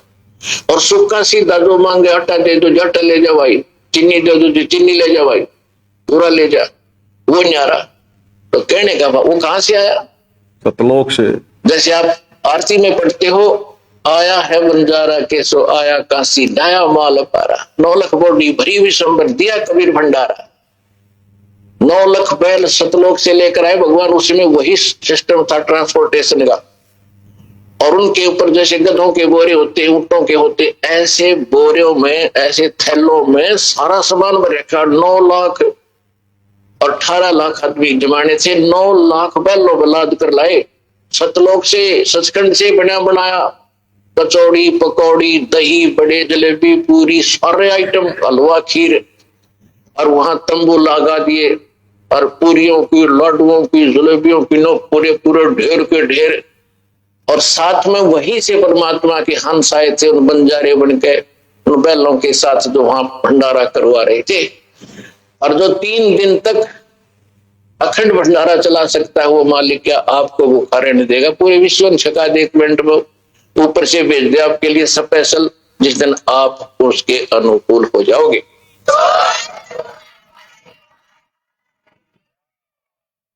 क्या करें गुरुदेव? जिस दिन आप उनके अनुकूल हो जाओगे, फिर आपके लिए परमात्मा क्या नहीं कर देगा, क्या आपको भूखा मरने देगा? जो तुम ये अटपट करते रहते हो, अपना दिमाग लगाते रहते हो, देश विदेश में भागते रहते हो, चक्कर काटते रहते हो, पूर्व पश्चिम उत्तर दक्षिण फिरदा दाने दाने नू, सर्व कला सतगुरु साहिब की, हरि आए हरियाणे नो। गुरुदेव कह रहे हैं केवल उसी समय तक तुम भटकोगे, तुम भरमोगे, जब तक तुम 2 नाव की सवारी करोगे, 2 अगले से रहोगे। 2 टूक के लिए देश विदेश भटक रहे हो, भाग रहे हो तुम, और वो 2 टूक भी ये कबीर भगवान सतगुरु रामपाल जी देगा। इनकी रजा के बिना सुख शांति से वो 2 टूक भी नहीं मिलेंगे। और अगर इनके अनुकूल चलेंगे तो हमें क्या जरूरत है फिर देश विदेश जाने की, विदेशों में कमाने की? परमात्मा यहीं अमेरिका बना देगा, यहीं पे परमात्मा वो बिजनेस दे देगा। एक बार विश्वास तो करके देखें हम अपने भगवान पर, अपने परमेश्वर पर। ये समर्थ है जो पूरी दुनिया को खिला रहा है। उन अमेरिका वालों को कौन खिला रहा है? वो बड़ी बड़ी फैक्ट्रियां जिनके तुम वहां जाकर वहां पर नौकरी करते हो, मजदूरी करते हो, अरे उनको कौन दी वो फैक्ट्रियां? उनको कौन दे रहा है? यही कबीर भगवान सतगुरु रामपाल जी। पूरे विश्व में इन्हीं के तो आत्माएं हैं। और जब हम आज डायरेक्ट उनकी शरण में आ जाएंगे, उनके भगत बन जाएंगे, उनके अनुकूल होकर भक्ति करेंगे, मर्यादा में रहकर, तो परमात्मा क्या हमारे ठाठम ठाठ नहीं कर देगा क्या? तो क्या करें गुरुदेव भगवान उन भगत भाई बहनों के लिए जो केवल अपना ही दिमाग लगाकर कि बस मैं अपना बिजनेस सेट कर लूंगा, काम धंधा सेट कर लूंगा, धनी बन जाऊंगा। परमात्मा कहते हैं लाख जन्म भी नहीं बन सकता जब तक भगवान के अनुकूल नहीं चलेगा। और अगर बन रहा है, घर में माया आ रही है, तो वो तेरे संस्कार की आ रही है, तेरे भाग्य की आ रही है, भगवान के कोटे की नहीं आ रही। क्या कह रहे हैं गुरुदेव? पूर्व पश्चिम उत्तर दक्षिण फिरदा दाणे दाणे नो, सर्व कला सतगुरु साहिब की, हरि आए हरियाणे नु।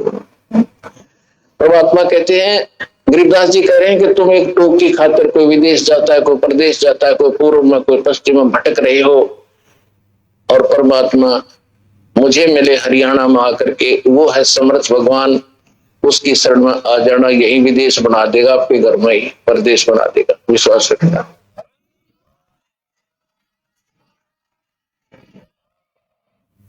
यही विदेश बना देगा, यही प्रदेश बना देगा, यही अमेरिका बना देगा परमात्मा। जो तुम वहां जाकर नहीं कमा सकते, उस कनाडा में, अमेरिका में, जर्मनी में, इटली में, पहले तो तुम उन एजेंटों को कई लाखों रुपए दे के जाते हो, और डरते डरते जाते हो, चोरी छुप के, पता नहीं कहां कहां से जाते हो, जंगलों के रास्ते से अमेरिका में, और वहां जाकर फिर क्या करते हो, तुम किसी का वो गटर साफ करते हो, सब्जियां बेचते हो, टमाटर बेचते हो, फिर वहां जाकर 2 पैसों के लिए। और परमात्मा कहते हैं आ जाओ शरण में। उन अमेरिका वालों को भी तुम्हारा गुरु ही दे रहा है। जय तने चाहिए राजपाट तो धर ले ध्यान हमारा। तो अनुकूल बनना पड़ेगा अपने गुरु के। अब भाई बहन जो हिंदुस्तान में रह रहे हैं, और हिंदुस्तान में अगर एक दूसरे स्टेट में अगर उनको काम धंधे के लिए जाना पड़ता है, तो वो ये ना सोचें कि हम तो अपना स्टेट छोड़ के दूसरी जगह ना जाएं।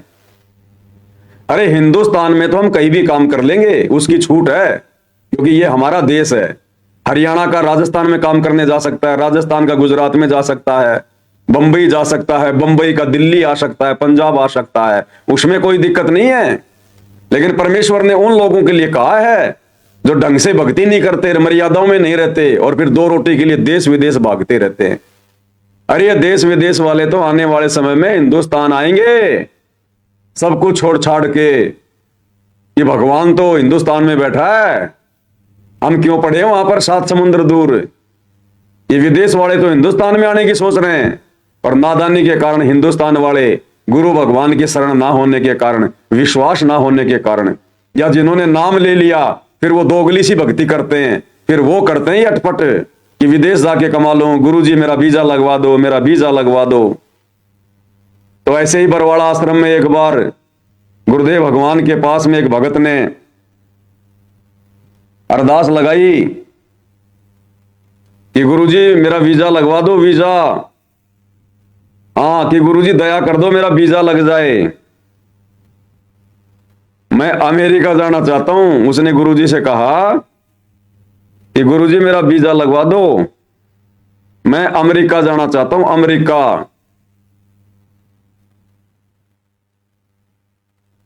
तो गुरुदेव ने कहा कि भाई अगर भगवान पर विश्वास रखेगा तो भगवान यहीं अमेरिका बना देगा, यहीं पर।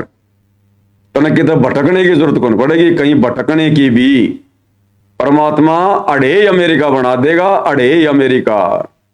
क्या कहा गुरुदेव भगवान ने, एक बार उन्हीं के मुख कमल से सुनेंगे भाई और बहनों।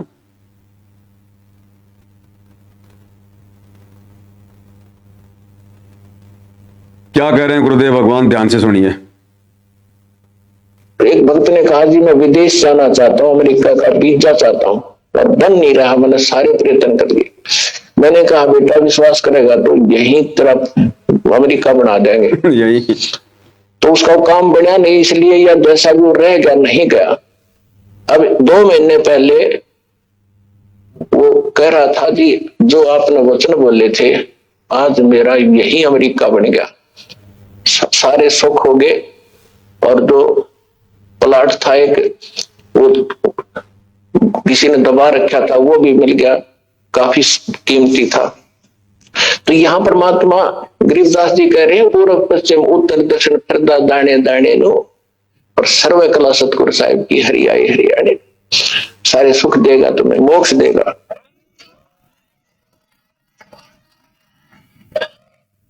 तो भाई और बहनों, धरती पर वही कबीर भगवान, सारी सृष्टि का मालिक आप और हमारे पूज्य गुरुदेव भगवान के रूप में प्रकट है।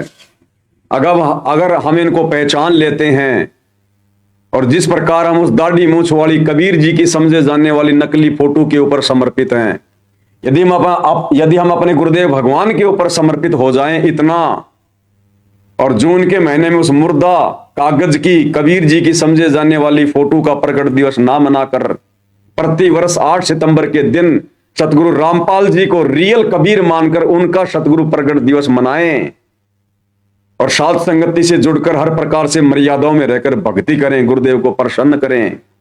फिर देखना परमात्मा यहीं अमेरिका, यहीं अफ्रीका, यहीं कनाडा बना देगा। 2 टूक के लिए धक्के खाने की जरूरत नहीं, भटकने की जरूरत नहीं। अरे समर्थ की शरण में आने के बाद और 2 रोटी की चिंता, फिर धिक्कार है उस भगत को। वो मर्यादाओं में नहीं है, उसको विश्वास नहीं है। नहीं तो ये परमात्मा जो तीनों लोकों में प्रवेश करके सबका धारण पोषण कर रहा है, क्या अपने भगत को भूखा मरने देगा क्या? अरे जिसको भजन दे दिया क्या उसको भोजन नहीं देगा क्या? ये परमात्मा तो जानवरों को भी दे रहा है कि पो पाटी पगड़ा भया और जागी जिया जोन, सब काहों को देत है वो चौंस समाना चून। क्या अपने भगत को नहीं देगा? लेकिन जब हम भगत बन जाएंगे तब, और पहचान लेंगे अपने गुरुदेव को कि ये कबीर भगवान है, ये परमेश्वर है और इन्हीं की भक्ति करनी है, इन्हीं का नाम जपना है, फिर देखो ये परमात्मा क्या नहीं कर देगा।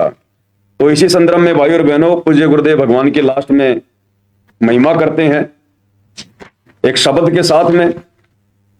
जो शब्द है गुरुदेव भगवान का, ये सतगुरु महिमा शब्द संग्रह पुस्तक परमेश्वर ने छपवाई है। उनके शब्दों का संग्रह है इसमें, जो गुरुदेव ने अपने सत्संगों में शब्द गाए हैं। जपोरे मन साहेब नाम कबीर, जपोरे मन यानी गुरुदेव भगवान समझा रहे हैं हमें कि भाई उस कबीर परमेश्वर का नाम जप ले। अब कबीर परमेश्वर का नाम क्या है?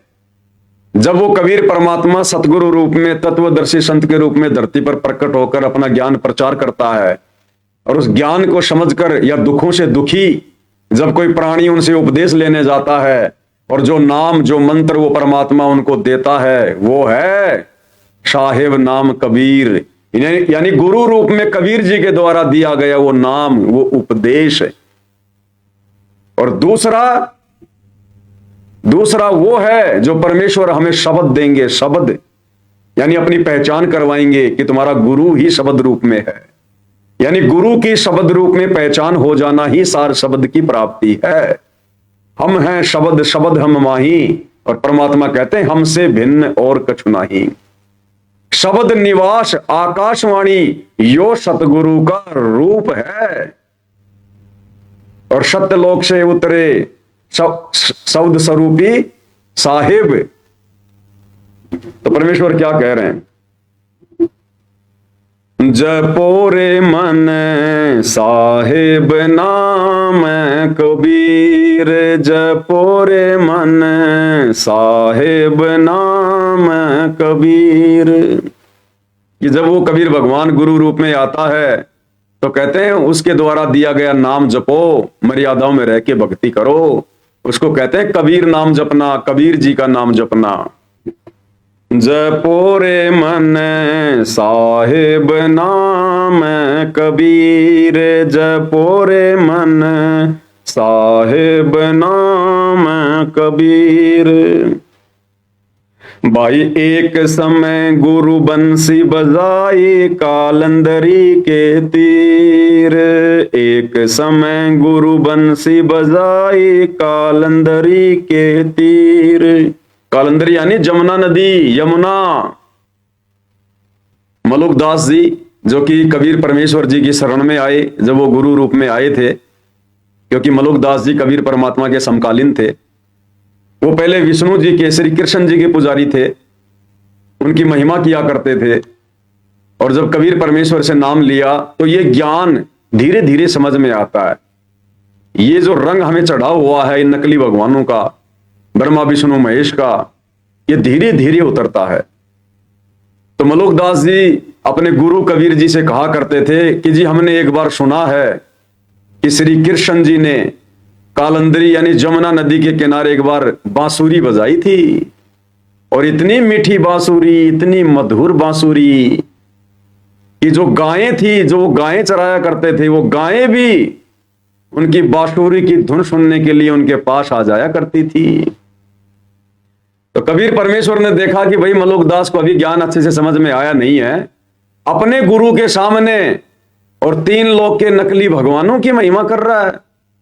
तो परमेश्वर ने तो दिखाना था ना, समर्थ ने समर्थता भी दिखानी थी। तो मलोकदास जी से उनके गुरु कबीर परमेश्वर सतगुरु रामपाल जी ने कहा कि चल भाई मलोकदास, आज हम भी आपको बांसुरी बजा के दिखाएंगे। और उसी जमुना नदी के किनारे ले गए जहां पर श्री कृष्ण जी बैठकर बांसुरी बजाया करते थे। और जब कबीर भगवान सतगुरु रामपाल जी ने बांसुरी बजाई, और वो तो कभी नहीं बजाया करते थे भगवान, उन्होंने ऐसे हाथ किया, ऊपर से बांसुरी आ गई सतलोक से। और जब परमेश्वर ने बांसुरी बजाई फिर क्या हुआ? कहते हैं ऊपर से देवता भी नीचे उतर के आ गए। मुनिजन, साधु, संत, महात्मा उसकी मधुर आवाज सुनने के लिए ऊपर के लोकों से नीचे उतर के आ गए कि ऐसी मनमोहक धुन, ऐसी अनहद धुन ना कभी सुनी ना देखी। मंत्र मुग्ध हो गए, अपने पद छोड़ छोड़ के और परमेश्वर के उस बांसुरी की धुन को सुनने के लिए आ गए। और तो और पशु पक्षी तो छोड़ो, जमुना नदी का जो पानी था वो भी रुक गया, जैसे बर्फ जम जाती है परमेश्वर की मधुर वाणी सुनने के लिए। आसपास के पशु पक्षी, सूखे पौधे भी हरे भरे हो गए परमेश्वर के मुख कमल से बांसुरी की आवाज को सुनकर। तो क्या कहा भाई, एक समय गुरु बंसी बजाए कालंदरी के तीर। यानी एक समय हमारे गुरुदेव भगवान सतगुरु रामपाल जी ने, जो 650 साल पहले कबीर नाम से आए हुए थे, उन्होंने बांसुरी बजाई थी। भाई एक समय गुरु बंसी बजाए कालंदरी के तीर, एक समय गुरु बंसी बजाए कालंदरी के तीर। सुर नर मुनि जन थकत बहे वो, रुक गया दरिया नीर।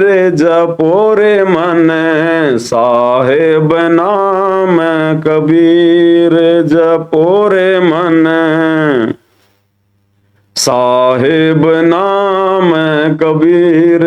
कि हे मन, हे आत्मा, उस कबीर भगवान का नाम जप जिस कबीर भगवान ने जमुना जी के किनारे वो बंसी बजाई थी, बांसुरी बजाई थी। आज वो कबीर भगवान तुझे कलयुग की पिछली पीढ़ी में तेरे गुरु के रूप में प्राप्त है, तुझे शतलोक ले जाएगा। फिर ऐसी बांसुरी तुझे 24 घंटे वो अनहद धुन मंत्र मुग्ध करने वाली तुझे वहां सुनने को मिलेगी। वहां फिर आगे क्या कहा परमेश्वर ने, भाई काशी तज गुरु मगहर आए दोनों दीन के पीर। काशी तज गुरु मगहर आए दोनों दीन के पीर। कोई गाड़े कोई अग्न जलावे, ढूंढा ना पाया शरीर। जपोरे मन साहेब नाम कबीर, जपोरे मन साहेब नाम कबीर। परमेश्वर अपनी महिमा के विषय में बता रहे हैं कि वो परमात्मा ना बुढ़ा है, ना रोगी है, ना वो कोढ़ी है, ना वो बीमार है। जब गोरखनाथ जी की और कबीर परमेश्वर जी की गोष्ठी हुई थी 650 साल पहले, उस समय परमात्मा की लीला में आयु 8-10 वर्ष की थी। और जब गोरखनाथ जी रामानंद जी के साथ में ज्ञान गोष्ठी करने लगे तो कबीर परमेश्वर खड़े हो गए, बोला नाथ जी मेरे गुरुजी से ज्ञान चर्चा करने से पहले मेरे से करो। तो गोरखनाथ ये देखकर हंसा और कहा कि ए बालक कबीर तेरी उम्र क्या है और तू मेरे साथ में ज्ञान गोष्ठी करेगा। तो कबीर परमेश्वर ने कहा, भाई नाम मैं बूढ़ा, नाम मैं बालक, नाम मैं भाट भिखारी। नाम मैं बूढ़ा, नाम मैं बालक, नाम मैं भाट भिखारी। कहे कबीर सुनो रे गोरख, या है उम्र हमारी। कि भाई ये है मेरी उम्र, तू मुझे क्या बालक समझ रहा है, क्या बच्चा समझ रहा है क्या? मैं ना बुढ़ा हूं, ना बालक हूं, ना कोई भाट भिखारी, तेरी तरह कोई मांग के खाने वाला नहीं हूं मैं। ये मेरी उम्र है, अगर तू मेरी उम्र जानना चाहता है तो परमेश्वर 650 साल पहले 120 साल की उम्र में, जहां 70-80 साल की उम्र में बुढ़ों के घुटने टूट जाते हैं, चलने की हिम्मत नहीं रहती, दुनिया भर के रोग, 1 किलोमीटर चलने में 5 बार उसको बैठना पड़ता है, और 120 वर्ष की उम्र में कबीर परमेश्वर बिना किसी सहारे के, बिना किसी घोड़ा गाड़ी में, ना किसी बुग्गी गाड़ी में, ना किसी पालकी में, पैदल चलकर गए परमेश्वर काशी से मगर, और वहां से सहशरीर परमेश्वर सतलोक को गए सबके सामने। तो समर्थ अपनी समर्थता बता रहा है। भाई काशी तज गुरु मगहर आए दोनों दीन के पीर, यानी हिंदू और मुसलमान दोनों धर्मों के गुरु थे।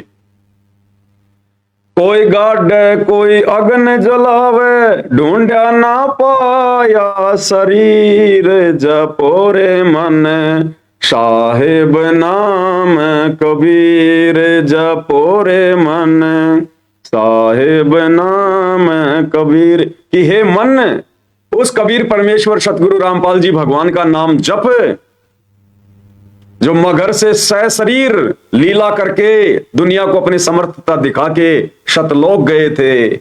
आज तुझे कलयुग की बिजली पीढ़ी में वो कबीर भगवान प्राप्त है जो मगर से सहशरीर गया था, उसका नाम जप, उससे उपदेश लेकर। भाई 4 दाग से सतगुरु न्यारे, अजरो अमर शरीर, 4 दाग से सतगुरु न्यारे, अजरो अमर शरीर। कि उस कबीर परमेश्वर सतगुरु रामपाल जी भगवान का वो जब भी आते हैं, जिस भी युग में आते हैं, वो किसी मां के गर्भ से जन्म लेके नहीं आते, वो 4 दाग से न्यारे होते हैं। उनका शरीर अजरो अमर होता है, वो अविनाशी है, अविनाशी। कहते हैं उस समर्थ परमेश्वर का नाम जप। भाई 4 दाग से सतगुरु न्यारे, अजरो अमर शरीर, यानी परमेश्वर ने 4 दाग बताए। 4 प्रकार से दाग दिया जाता है मरने के बाद में। आदमी जब मर जाता है, जब उसको जला के आते हैं तो कहते हैं हम उसका दाग दे के आ गए। तो गुरुदेव कहते हैं कि 4 प्रकार के दाग होते हैं।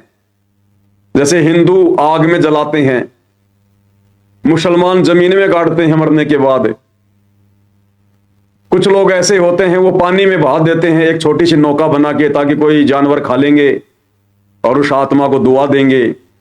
कोई ऐसे होते हैं जो बहुत ऊंचे पहाड़ पर या किसी बहुत ऊंचे कोई पेड़ के ऊपर कोई जो है वो मचान बनाकर सबको वहां पर रख देते हैं।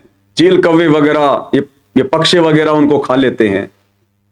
तो कहते हैं इस प्रकार से अंतिम संस्कार होता है। 4 प्रकार से ये दाग हैं।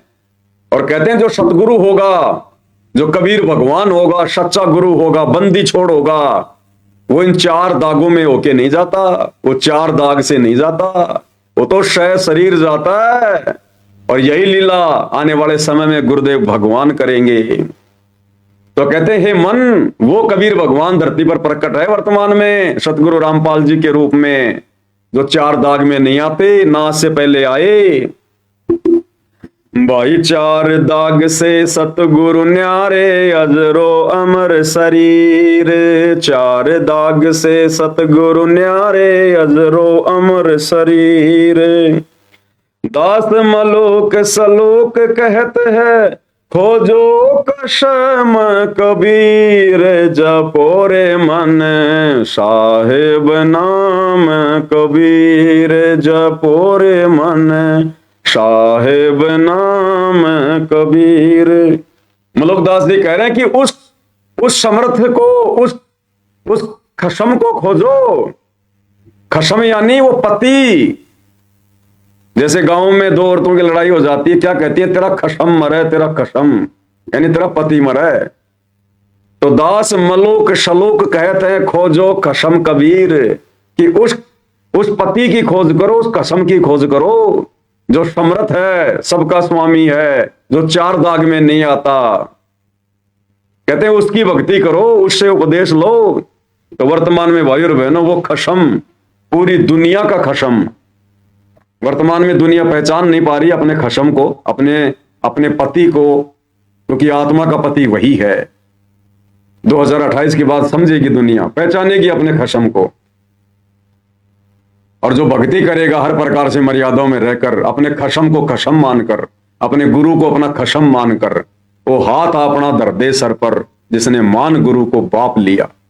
फिर परमात्मा कहते हैं देखना, फिर वो परमेश्वर वाले काम करेगा। फिर जब तुम भक्ति पर लगकर भगत वाले कार्य करोगे, फिर वो परमात्मा भी परमात्मा वाले कर्म करेगा, भगवान वाले कार्य करेगा।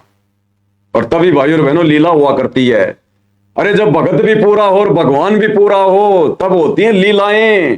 त्रेता युग में भगत प्रहलाद पूरा, भगवान ने नरसिंह रूप धारण करके लीला की, आज तक उनका इतिहास गाया जाता है। नरसिंह भगत पूरा, भगवान ने 56 करोड़ की माया बरसा दी बात में, और लीला बनी हुई, आज तक गुण गाए जाते हैं। ध्रुव भगत पूरा, भगवान भी पूरा मिला, और ऐसी अजब गजब लीला हुई, आज तक गुण गाए जाते हैं। मेरा भाई भगतनी पूरी, भले वो पार होने का समय नहीं था, पार नहीं हो पाई, लेकिन भगतनी पूरी, गुरु मर्यादाओं के लिए समर्पित, गुरु के लिए समर्पित, और भगवान भी पूरा मिला, और आज तक उसकी महिमा गाई जाती है। तो भाई और बहनों, ये कलयुग की पिछली पीढ़ी है। आप और हम वही आत्माएं हैं जो आज से पहले पार नहीं हो पाई। जिन आत्माओं के नाम गुरुदेव हमें गिनाते हैं, धन्ना सेठ, धर्मदास, रविदास, रामानंद जी, सर्वानंद जी, अर्जुन सरजुन, मीराबाई, नरसिंह भगत, अर्जुन सरजुन, ताम्र ध्वज, मोर ध्वज, शेख फरीद, बाजीद, ये सब आप और हम ही हैं भाई और बहनों। बस अपने आप को पहचानने की देर है, गुरुजी के प्रति समर्पित होने की देर है, उन्हें अपना बाप मानने की जरूरत है। फिर देखना भगवान तो पूरा है ही। जब हम भगत पूरे हो जाएंगे, फिर देखना परमेश्वर धरती पर अद्भुत लीलाएं करेंगे, आने वाले समय में अद्भुत लीलाएं। और यही लीलाएं फिर हजारों वर्षों तक गाई जाएंगी, सुनी जाएंगी, और इसी के सारे दुनिया फिर भक्ति किया करेगी। तो भाई और बहनों, आप और हमने मौका नहीं चूकना है। परमेश्वर ने हर प्रकार से हमें अपनी जानकारी करवा दी, अपनी पहचान करवा दी है। अब हमने इस मौके को चूकना नहीं है। ये कलयुग की पिछली पीढ़ी में आप और हमारा जो दाव लगा है भाई और बहनों, बिल्ली के भाग का छिक्का टूटा है, बिल्ली के भाग का छिक्का। ऐसा गोल्डन चांस, ऐसा सुनहरा अवसर भाई और बहनों, युगों पर्यंत दोबारा हम कल्पना नहीं कर सकते अगर रह गए तो किसी कारण से। तो बिल्कुल समर्पित हो जाना अपने गुरुदेव के प्रति। हमारी मर्यादाओं के बीच में चाहे हमारा परिवार आए, चाहे समाज आए, चाहे रिश्तेदार आए, चाहे किसी का पति आए, चाहे किसी की पत्नी आए, अगर मर्यादाओं के बीच में कोई आएगा तो लड़ना झगड़ना नहीं, गाली गलौच नहीं करना, मार पिटाई नहीं करना। हम गाली खा लेंगे, मार पिटाई खा लेंगे, हर प्रकार से उनके जुल्मों को सहनेंगे, लेकिन मर्यादा नहीं तोड़ेंगे उनके चक्कर में आके, उनके दबाव में आके, उनके प्रेशर में आके। अब की बार हमने परमेश्वर प्राप्त करना है, और जब हम इतने दृढ़ होंगे, गुरु जी के अनुकूल चलेंगे, भाई और बहनों, परमात्मा फिर हमसे दूर नहीं है, समर्थ हमारे साथ में रहता है। कहा ना गुरुदेव ने कि वो भगवान साथ साथ ही घूमता है। जो बच्चा गऊ की नजर में यूं साईं को संत, और भक्तों के पीछे फिरे वो भगत वत्सल भगवंत सतगुरु रामपाल जी। तो परमेश्वर तो पल पल साईं की तरह, छाया की तरह आप और हमारे साथ में रहते हैं शब्द रूप में, और जहां जरूरत पड़ जाएगी परमात्मा शरीर भी धारण कर लेगा अपनी आत्मा के लिए। इतना समर्थ है हमारा गुरु। बस उनको पहचानने की देर है, और उनके अनुकूल जैसा वो चाहते हैं वैसी मर्यादाओं में रह के भक्ति करने की जरूरत है। फिर देखना ये परमात्मा ठाटम ठाट करेगा, और अंत में अपने विमान में बैठा के सतलोक लेकर जाएगा। तो भाई और बहनों, आज की सत्संगति में केवल इतना ही। परमेश्वर इसी प्रकार से आप और हमारे ऊपर रजा बनाए रखें। बंदी छोड़ सतगुरु रामपाल जी परमेश्वर जी की जय हो।